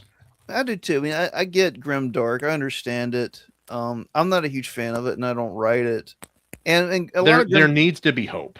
Yeah, well, a lot of grimdark is like parody, basically. Like, let's see how dark we can get it, you know? Yeah, grim derp. It's like Saw. It's not even horror anymore. It's just gratuitous. Yeah, it's like gore porn, essentially. But what you were saying, Kahuna, about Christianity and Christians pushing art, like, I 100% believe that, and it's the greatest tension in my life ever was growing up Southern Christian and like Bible Belt being an artist. Yeah, and like my parents were both Christian, but they were like the best examples of Christ you'd ever meet on your planet. My dad, rest his soul, was a pinnacle of Christian virtue, and my mom is as well. But I mean, even I did a market at our church, which is all about art and stuff. I went and like sold the stuff and showed like the video game there at the market, and you still feel like you're on trial because everyone's they're selling soap or they're selling like knitted hats, and I'm the one guy there with comics and I'm got like a video game you can play and stuff. Hey guys, you want to see darkness and monsters and people trying to become God? Yeah, right. You want to explore the darkness of mankind, but I think that's important, and especially in comics, because so much of comics is basically titty books or trying to be image. Yeah, and more power to you, but like I don't know. I need more out of life, man. I've got Dostoevsky novels over here. I can't be pretending that like I can't. Those are not a light Sunday read, by the way, for those who haven't. It's like, but I can't pretend I want to read like boob comic number 5. Like, yeah. Also, like, why is Power Girl the girl in every modern comic right now? Yeah, right. Essentially. So and Kolga is full color. We do the nuclear kind of colors, psychedelic colors. Apollyon is black and white. Our books are big. Apollyon, the first volume is 185 pages. Second's 100. Kolga is always 100 pages. The look of disgust on her face is brilliant right here. It's great. Josh is a good artist, man. He really is. He's got his own style. It's very distinctly him, but you can see his inspirations if you're familiar with enough art as well. I can see some old indie American comics. It has that rough, slightly sketch style that makes me think a little bit of early Ninja Turtles. Yep. I also definitely see Junji Ito in here a little bit too. It's There's some like early image era Todd McFarlane. Image used in to be there. so good, Oh, dude. oh man, I have the first 100 issues of Spawn, even though Yes. McFarlane didn't draw them all. Just Capullo picked up there. It's like the story kind of sucks because McFarlane can't write, but Yeah, but man, Spawn art's looks so so good. good, Yeah, man. it's so good. The art is so good. I had never read a Spawn comic. You know what made me want to read a Spawn comic Absolute for the first Batman. time? No. It's the same That thing. crap. No, the thing that made me want to read Spawn, you're right, but the thing that made me want to read Spawn was I found out there was the character Redeemer, and I thought that was just the coolest design. And then I'm like, oh wait, Spawn is the devil, but there's like a Christian version of him in universe. And he's a jerk. The anti-Spawn. Anti-Spawn. Dude, I remember I was in high school. I was in high school when Spawn and Max Max first dropped. And like I had a couple buddies that were really into comics. I remember seeing Spawn. I was like, that is amazing. And the dude, Spawn the animated series was so good. Like all 2 seasons of it. That's what American animation should have followed. Yes. Holy cow, that was there is good. still some good American animation, but it's like all the big guys, like America in animation was always like Disney and then Pixar. And like I guess DreamWorks is its own thing as well, but it's like once those things started going, that was essentially the financial death of American animation. And now Korea and freaking Japan are murdering right now. I saw the Demon Slayer Infinity Castle and then the Chainsaw Man movie as well, and both really interesting theater experiences. Did you go see Angel's Egg? In theaters? No, I haven't seen Angel's Egg. It's really interesting. It played like 2 weeks ago in theaters, man. Oh, I didn't know. Yeah, I called it. It was fantastic. Really, like that's old school animation too, and the art style is so unique for Angel's Egg. And End of Ava played last year. Yep, I'm like a local theater of mine. They did like every now and again, like do the first 2 or 3 episodes of a new anime that comes out, and that is just super cool to see on the big screen. I think so. I mean, I've got some nitpicks with anime. I think the tropes have kind of overtaken it, but when it peaks, it peaks. Like when it's good, it's almost unstoppably good. It's almost uncontestably it's good. Like peak storytelling when it's really good. Yeah. But I think comics could be that. I think we have that in us. I think we did. We used to be that way. Well, we've lost touch with our stories. We've lost touch with our myths. And we've lost touch with Christianity, which is our founding myth, if I have to like use an academic term. Yeah. It's like Superman was his best when he was a Christ allegory. I get crucified on Twitter for saying that at least like once a month. Like not to make a pun there. It's just like if you point out that Superman is a Christ figure, you get morons and bots being like, "Well, it's made by Jewish guys." Well, guess what? The Bible was made from. Hey, there. You know what's in the Bible? A lot of Jews. Yeah, a lot of Jews in the Bible. Oh, you gotta do the Trump voice. A lot of Jews. A lot of Jews in the Bible. A lot of Jews in the Bible. I've been messing with AI a little bit. Call me a heretic. Oh, we have. Jared, distract him for a second. I'm gonna see if I can find that damn clip because I made a clip about Nux Taku, on YouTube. Okay. And he's I don't know what that is, but okay. He's a VTuber. I'll explain. I'll be right back. You lost me at VTuber. He's very based, a little too based. Is that possible? No, there's like something you were saying earlier. About that the like inability for like church folk to like deal with things that aren't like a Kirk Cameron movie or anything that's real, anything that's like if it's not Bill Gaither Bill and Glory Gaither or a Kirk Cameron film or whatever it is that they sell at Bible bookstores. Like, it's because, like, I think a lot of it is because a lot of American Christians have forgotten like we're at war. Mhm. Like, this is war. Like, the birthmark of a Christian is a bullseye, and you're at war. It's hard to get your mind around because it's abstract, because it's not, there's no enemy in a red cape you got to fight, Mhm. but it's a war. It's spiritual warfare. And they feminized Jesus and they nerfed Satan, and it's like, well, what? And as a result, it's like they can't handle anything that's not pastel, like a pastel Sunday school flannel graph set. And It's like you know what story we don't tell at Sunday school for the kids? When Lot's daughters decided to get him drunk and seduce him. We don't talk about that in Sunday school, which is appropriate, but you can't ignore the darker parts of the Bible. It's dude, that Yael staked a dude's head to the ground while he slept. Like, that is gnarly, dude. Like, drove a stake through a man's head.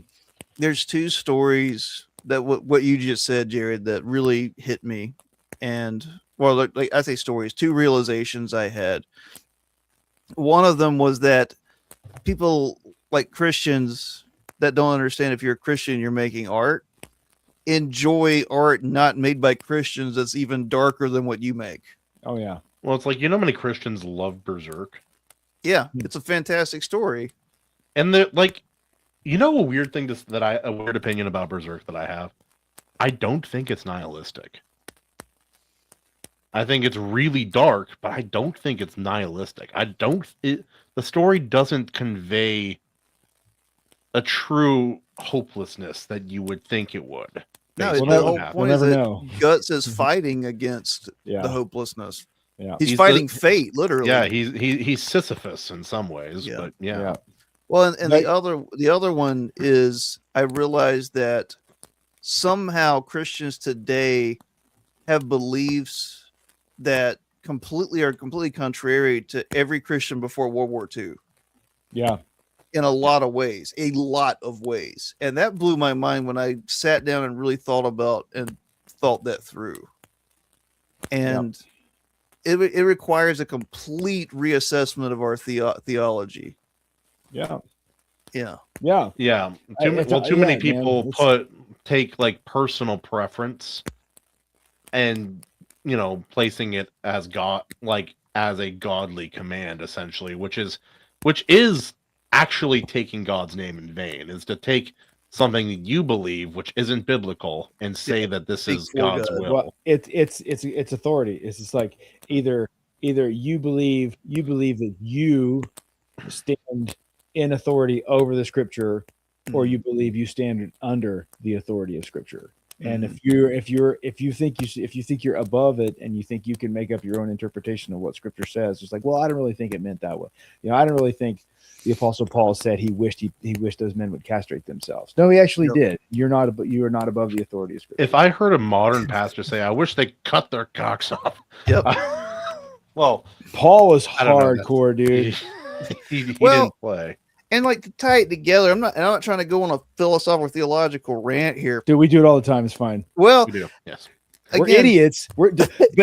that's my description too. We are idiots, to be fair. So It's like the idea, like I was talking about, like the postmodern world views everything in terms of power. Well, that's kind of right, because power holds things together, but there's a morality. Christianity says there's a morality to that power. yeah, There's a response, like, it's power for the sake of power is bad, but like the belief in God and the framework of Christianity gives reason and purpose to that power, not just the God of the Old Testament and the New Testament are the same God. First of all, the God of the Old Testament deals in power, and he meets all of these pagan gods where they are. Like, that's the story of David. I saw some moron. He's one of those guys with like a Roman statue or whatever on No, Twitter, like one of maybe- those one of the Stoics on. Nah, worse. It's like a neo-pagan. It was like he was Oh, trying to say that that's my ex-wife. By he the was way, trying to say that David and Goliath was a Nietzschean slave morality tale, and it's like of how the non-warrior caste defeated it and replaced in reality. I was like, hold on, bro. I don't You like are- being mean on they've Twitter. never but it's read like, the Bible. If no, that's it's like what they think. David was a vicious warrior.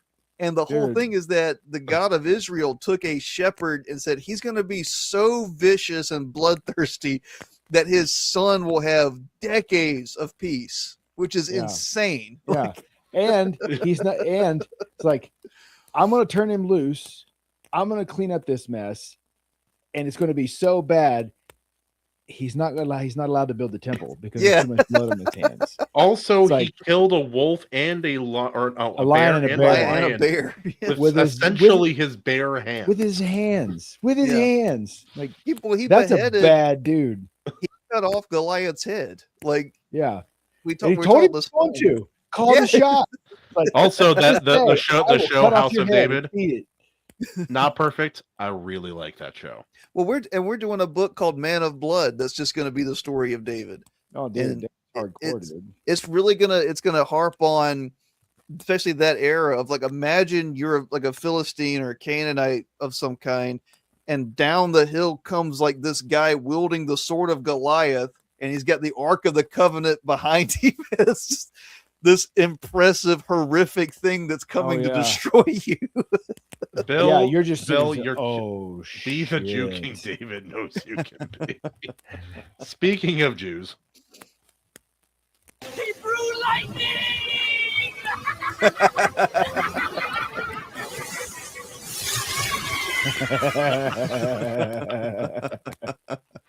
Do you guys know Black Angus? That's on Twitter. I don't. Maybe. I'm not Okay. positive. Me and him are pretty tight. He's a nice guy. He's a troll. He's a nice guy, but he gives me hell because I'm like 1/28th Jewish on my mother's side. It's like my great aunt or something had an affair with a Jewish guy, and somehow that dilutes all of my Irish Welsh blood. So I'd be like, I think he calls me like Dan Sheckelstein or something. It's like add a little African in there. You'll have a monopoly on like slave reparations. I'll be a black Israelite. Why not? Actually, Andy's wife is a little bit African. She's a lot of things, but she's a little bit A African. little bit African. But she's whiter than me. She's the whitest. She's got a person. She's touch as white of as- the African. She has a little bit of African. So, Just- what just was a that? Like smidge. maybe 6 or 7 months ago. I was like, hey, can I have do you have a couple N-word passes? Can you I pass was one about to say, you were about to say, can I have the card? Can I have the card? Oh, it's great, dude. Also, Bill, he was reading the comic for us earlier and thought he'd add a couple of things about V for Vendetta. Oh yeah, I forgot about that. Yeah, the leader the- is really weird in the book. The supercomputer and V has to not assault it, has to seduce it, and it's probably better that wasn't in the movie. There's a lot that I'll be more honest. adds to his stuff that just doesn't. It's the magic with a K that he has to put in there. Yeah, it's like talking to AC. It's like AC cares about adaptations being true to their source material. Whenever Alan Moore has something changed for the movie, I'm always like, It's probably better. probably for the best. Probably good. He's Probably got to good. put his serpent god in there somewhere. Ugh. But But no, also earlier talking about how like you have some problems with anime. I do too in general, but I've been on a weird like romance anime kick recently. And God forbid, I've found some really good wholesome ones recently that are not perverted or weird or sexual in any Not way. fan And I'm like, service. what was that? Yeah. It's not soft fan service. he's like, no, it's Hey. fan service. So I have a question, Dan. Like, Yeah. so how this is more, I guess it's going back to like church culture stuff. How much grief do you get from church folk when it comes when they see the title of your universe, GODFOE? I always get questions. Okay, I get a lot yeah, of questions, and yeah, they're always I the bet. nicest, well-meaning. Thankfully, we go to a church that's pretty open artistically, but even that, like, it's usually, like I said, like people making soap or writing music, and like, hey, that's fine. I can't make soap. I watched Fight Club, but I didn't figure it out. It's like there's two sides to the modern like Christian culture on Yeah. the internet. There's the Bible girl like talking about Bible verses and drinking tea and how to be a trad wife, and then there's like guys like us. Hey man, I married that girl, so it's not all bad. I wish I married that girl. Those girls are looking for guys like us. That's the thing. Well, I don't know. Like she, if I start going off on a tangent, she's like, "Yeah, that's great, babe. I'm going to bed." She's like, "I love you," Well, but they definitely have their limits. Oh yeah. Well, I have a limit of myself as well. But no, like, I explain it. It's like, look, it's in this universe, a false god has set itself up. Anyone who opposes it is labeled GODFOE, and that's still a little too much for most people. And like, I wish I could say I get it, but I kind of don't. Like I said, like people will read like Hunger Games or they'll watch Game of Thrones, and it's like, you can't give me the slightest bit of grace. Yeah. Well, I don't agree, but I get it. Yeah. Because it's like, because the association is like, look at Christian movies. Ugh. Only recently has Christian like media in general started to go back to something a little more cool. Like I'll argue this. Like I watched K-pop Demon Hunters with my kids. Dude, I watched K-pop Demon Hunters with my kids. Besides being really good, there's biblical messaging in the entire thing. It's like this is a more effective Christian movie than a lot of modern Christian movies. So yeah, but we got to correct that statement. It's not going back to anything cool. It was never cool.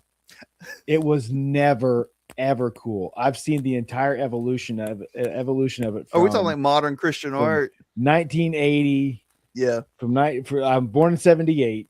All right. So I've seen every iteration of it for the last 40 years, and I'm telling you, it has never been cool. Ever. What about Striper? Oh, Striper, I love Striper. He's a metalhead, but he's not like, I like power metal. Always have. I like real metal that's heavy, not dudes in spandex. All of my friends, all of my co-hosts have been in metal bands, Judas, and all of them are like, "Hey, I like metal too. Listen to my music." And I'm like, no, I'm waiting for like the twin guitars and the soaring what we vocals. call what guys like us call that metal is cock rock. That's all it is. They send in their stuff and they're like, I put out a record last year that was kind of like blues punk. It's like big fat distorted like Motorhead bass. Yeah. Oh yeah. But I never do. I can't do straight metal. I can't do like. I could never do the screams. I like the screams and the growly as a supplement. I don't want the whole song to be that. I want that thrown in there as like a little sprinkle, See, I like Bruce Springsteen too much to scream. Like I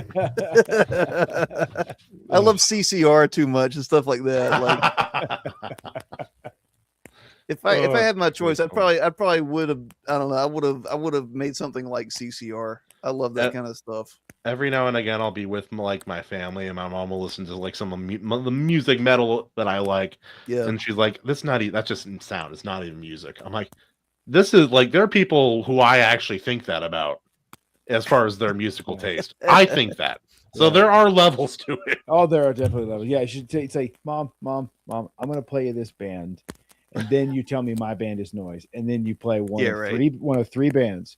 You either play Napalm Death, Cannibal Corpse, or Nile. Yeah, I guarantee you, she'll say, "Oh, your music is Mozart." Yes. I threw that record in the private chat.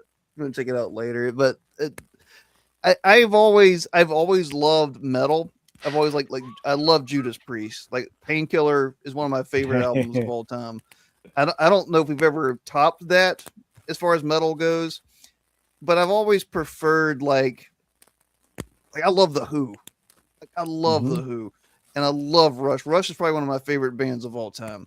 I like a large, shockingly large variety. Yeah, but like I don't know, man. I was listening to Guns N' Roses again the other day, and I'm like, I don't know if we've had like a hard rock band that had blues influence since Guns N' Roses. Like not one that's gotten that popular or that dangerous. Like. They actually felt like they grew up on the blues a little bit. I don't know. 'Cause, Well, like, there were, Black I always Crowes didn't rock look at, that like, hard. I always look like Bon Jovi, who always seemed like a Uh, country artist pretending to be No. a no, rock Bon artist. Jovi didn't. Bon No. Jovi wasn't like Be- they didn't have an edge to them. Well, because No. so I the still reason, like Bon Jovi though. That's but the reason we haven't though is because right out of the end, so coming right out of the end of that era, that like hair era, hairspray I love the era, hair you era. had grunge. Yep. And grunge I killed really it. hate grunge. Like you See, had, I love Soundgarden. Like, yeah, Soundgarden, Alice in Chains, Yep. definitely.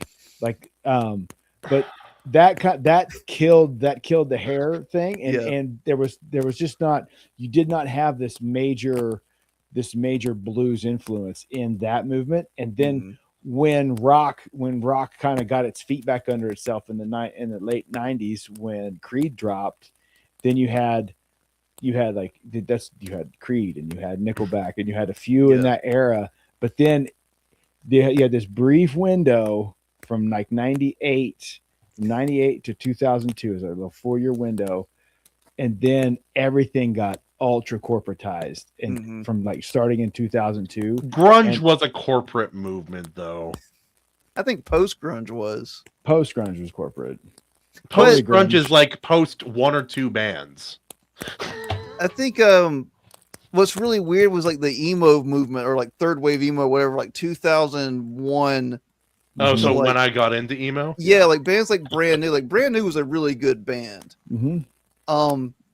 That was kind of organic. I mean, but it was immediately corporatized because of MySpace. Yes. Yeah.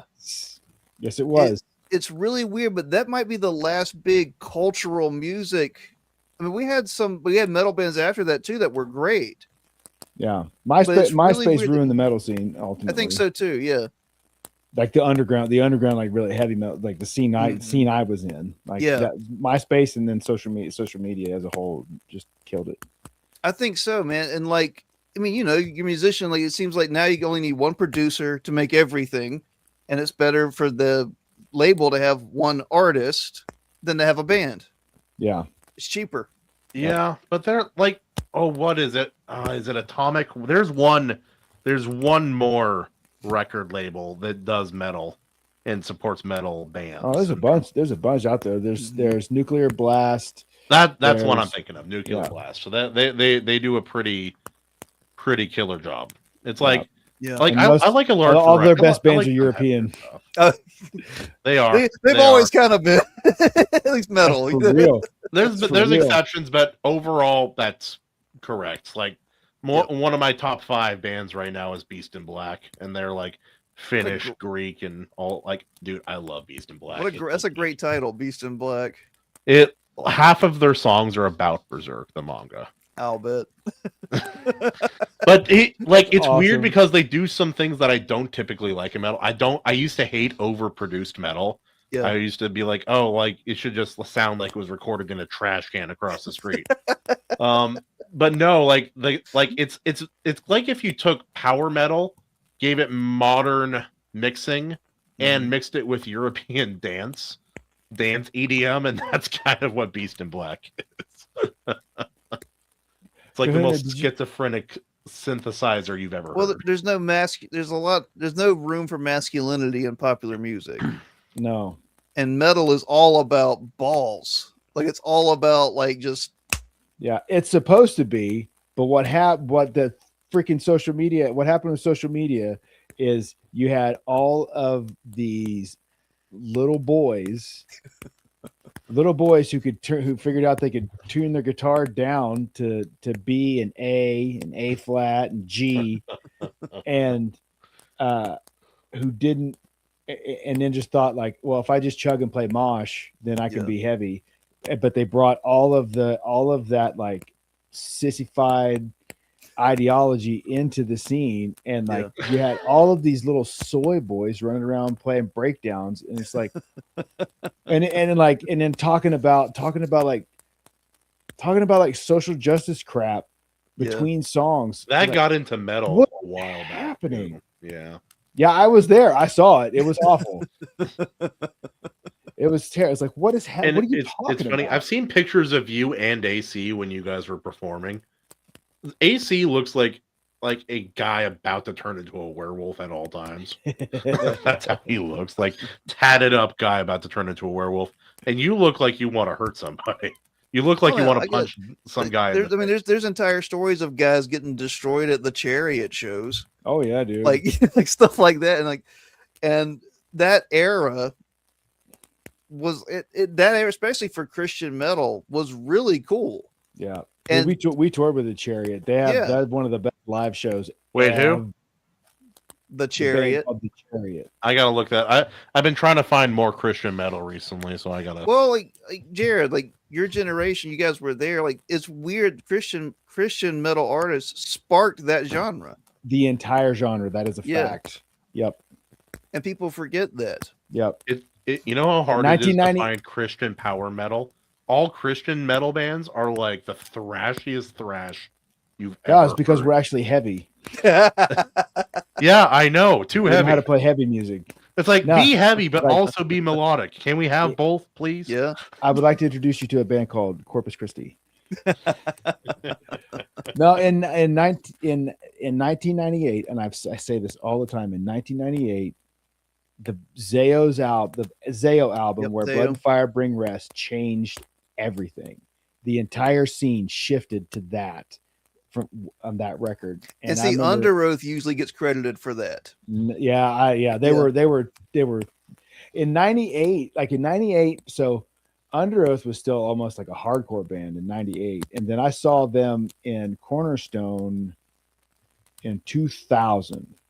In Hmm. 2000, and they were wearing corpse paint and black armor, playing black metal. And Dallas, like the first thing Dallas walks on stage, they hit the the Yeah. first downbeat. He smashes himself in the face with the mic. He's bleeding all over the place, and it's like, and it's just like this black metal show, like legit, like Scandinavian black metal show from this band from Florida. Then fast forward, The band 2000 being from Florida kills me. I don't. Oh, yeah. But then you fast forward to 2002, and the changing of times drops on Solid State, and they have an entirely different sound, an entirely different look, a couple of different new members, and and they did blow it up, but they were still 4 years behind Zao. Like Zao's the one who really kicked that whole thing off, and even they came in, they came in not really, but a little bit on the coattails of Living Sacrifice. That's a name I hadn't heard in a while. Yeah, because Living Sacrifice they put Reborn out in '97, and then I think it was Reborn in '97, and then Bruce Fitzhugh, their front man, produced Where Blood and Fire Brings Rest, and that record, I have it somewhere still on cassette. On cassette. Yes, good luck finding a cassette player Brother. for it. But like that record changed everything. Like within 4 years, the entire scene was completely different. Yeah, but it's just interesting that there used to be a scene. Yeah, Like Yeah. that's almost unheard of now. Like what is it? Yep. SoundCloud rappers, maybe? Like Ugh. Well, like it's kind of weird. It's the same problem with a lot of modern media. It's Mhm. that anybody can do it now. and democratization. It's like anyone could do it now, and also anyone can do it now. It's a problem and an opportunity. But it's Oh yeah, Yeah, it's yeah. like I like AI music. It's gotten surprisingly good, irritatingly good. Brother, it's not perfect, but like I remember, like it wasn't that long ago that the vocals sounded like a computer singing to you, and now Yeah. it sounds like a person, and it didn't before. And No, so where it's like, yeah, where I hear it with AI music is in the transitions, yeah. because they still AI has and like I hate to talk about it too much, but I'm not going to say it. I'm not going to like say specific details about it, because there are definitely things, if you're a musician, you hear, but like Mhm. transitions between song parts, like now the musicians, a group of musicians or a musician would not do it that way. Yep. Someone who plays an instrument would not do it that way. And so Like- all my friends get pissed when I can pick out auto tune in songs. And it's like, Yeah. oh no, it's like no, you no vocal sounds like that. Like nothing sounds that rounded. There's something about it that's just like, and you can hear when the frequency hits it, like when the pitch hits that and stops, and you're like, that is not how an overtone sounds. Yep. And the same thing with like drums. You can tell when something is super like, I understand a little bit. You can tell when something's quantized to hell. Yeah. And it's just something about it. It's like, no, like I know how Robotic. that sounds. Yeah. Also, I watch like a lot of music reactors, and those who I'm aren't sorry. like trained or don't know, they'll be like, "How did he make his voice sound like that?" And I'm like, they doubled him up. There's multiple takes going on. May I introduce you to the Beatles? Yeah. It's like this is multiple takes. Is what no one's voice has two different tones at the same time.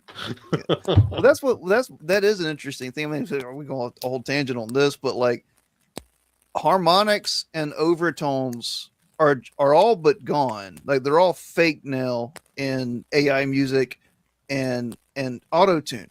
Like if you listen, I know I just made the joke about him, but if you listen to David covered it from Whitesnake, the reason his voice sounds massive, other than double tracking, is because he had some of the best stacked harmonics in his voice. Yeah. And you can't make that. You can't mimic that. And I don't. There's something weird about how tones overlay. If you study the physics of it, I don't know. You can't. A computer can't make that. Yeah. No, And because they're like there's also learning. The machine is learning on the like that like mastered compression, and that has unfortunately because of the corporatization of sound and things pushing to the homogenized, tonally homogenized, like those things, those little nuances in there in terms of like vocal overtones and frequencies of all just squashed out of it. And so that's why everything sounds like the same. It's because it's just over compressed and it's made to listen to the broadest spectrum of speakers possible and sound good on all of them. And just garbage, man. I've noticed that even when mixing things, it's like when you mix raw recording, those harmonics and those overtones are there. And sometimes you can even have a singer singing to things like that. And when you start taking things out and when you start quantizing and when you start like auto tuning things, now it sounds off. And it's like, well, I made it perfect. Why does it sound off? It's like because there were all these frequencies there that now there aren't. Yeah. And I don't know. It's really sad. Like the reason I harp on music, other than being a musician and yourself, is that every fad happens in music first. Yep. The synthesizer, auto tune. That's what was. I had to laugh. I don't mean to, but like when like AI art, it's like, dude, we've been under the boot of this thing for like 20, 30 years. Like it wasn't called AI, but it was one nerd. Now a computer. Well, now it's so accessible when it wasn't before. It's like me. I've written songs throughout the years, but I'm not a musician, so I never did anything with them. Now I've used AI to like test out what it could sound like. Yeah, good luck selling it. I'm not, there's no money in music. I'm not selling it. That was something I decided to, at some point. It's like, because the AI thing, it's always interesting to talk about because it's like how people view it. Like there are some people I really respect, but then they have these AI opinions, and I'm like, man. I think AI can be a cool tool in a certain way. You just got to find a way to make it cool without it sucking. And I know that's like a stupid like punk kid answer, but that's how you make cool stuff. That's like, reality. Just make it cool, dude. Yeah, make it like 20% cooler. I had some kid a while back tell me make cool it Danzig. Isn't cool anymore. The word cool. I'm like, whatever, bro. But I don't know. Also, did he Jarrod, follow it up with I was trying to look up your band on iTunes of all places. Oh, like that's just a name I put music out on. It's on Spotify. Well, I had a band called Blue Bolt, and we are making music for the GODFOE universe. We're gonna make like 3 or 4 EPs. It'll be like kind of prog rock. The first one's written, but we just hadn't get around to recording it yet. But I don't know, we're making all kinds of stuff with this stuff. Like I'm not, I know I'm like here to talk, and I guess I have to shield because I have an artist that works with me. But we split everything 50-50. Like we make this stuff, and money's nice, of course, but we're gonna make this stuff whether we get money or not. Like I just want it to it's something exist. it's a passion project. It's what you want to do. And we're gonna do it the rest of our lives. Like we've got stories here for like 40-50 years. And what else is there? I mean, I've got children. I love them, and I love my wife. I don't want to work a corporate job my whole life. I just want to. And if I had to make art, I would. But what else is there? If I can Especially make a as living Christians, being you know? shirtless on the internet, I would. what else is there, man? Like you can't you can sell out. You can make OnlyFans, or you can make like boob comics or shit music, or you can fight the good fight and make something cool. Yeah. I think it's that. I really think it's that simple. Yeah. No. Like, and it's like, God is a storyteller, and I think a lot of us have felt the need to tell our own story, or at least attempt it. And that, like, in some form or another, all of us here are storytellers in some form or another. Well, we're all fathers, right? Yeah. You want to at least partially contribute to making the world less bad for your kids. Yeah. I think that's a responsibility. I heard somebody say that somebody say the other day that the reason one reason why a good story matters is because it is the framework that holds up every other artistic medium. Mm-hmm. Because if it's regardless of what it is, if it's a film, or it's a comic, or it is a painting or a sculpture, there's a story there, and without the story, it's hollow. Like whatever it is hollow. And it's like, that is really good. I'm going to steal that, and I'm not going to bother looking up who said it. That's one of my biggest pushbacks against a materialist worldview. Is time only exists for narrative to exist. Mm-hmm. That's it. There's no explanation for anything if there's no narrative. Mm-hmm. And it's what you just said. Like story is the foundation. Yeah.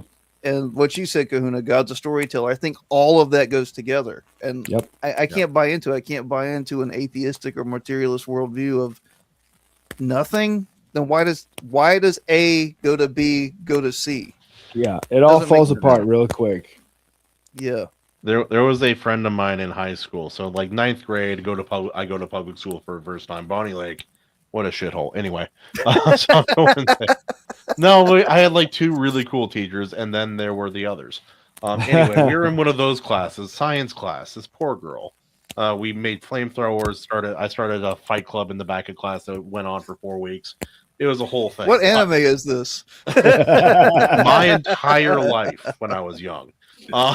No, but she explained the Big Bang, because this is modern science class, and that's what we were going into. And I had a friend of mine who wasn't religious in any way, but so she goes through her whole explanation. But he's sitting there. He's like, so you're telling me there was nothing, but then there was something, and those things started moving around for some reason, and then they exploded, and that created everything.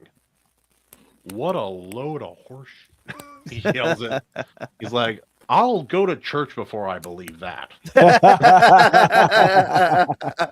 And I was sitting there, I'm like, I've never heard anyone. There's a lot of Christians who couldn't articulate that well. You could not refute it in as effective a manner as that. He's like pointing out how retarded that sounds. When you really lay it out that way, it sounds so implausible.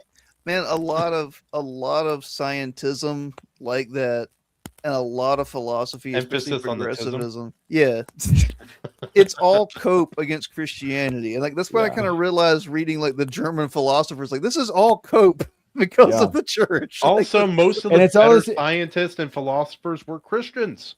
Most of them. And a lot of it, you know what sucks is like a lot of it comes down to that cope was started because of the church saying, "Hey, don't put your penis in that." That's true. that's part of why my brother changed religions. My brother literally, when he left our family, he started going religion shopping.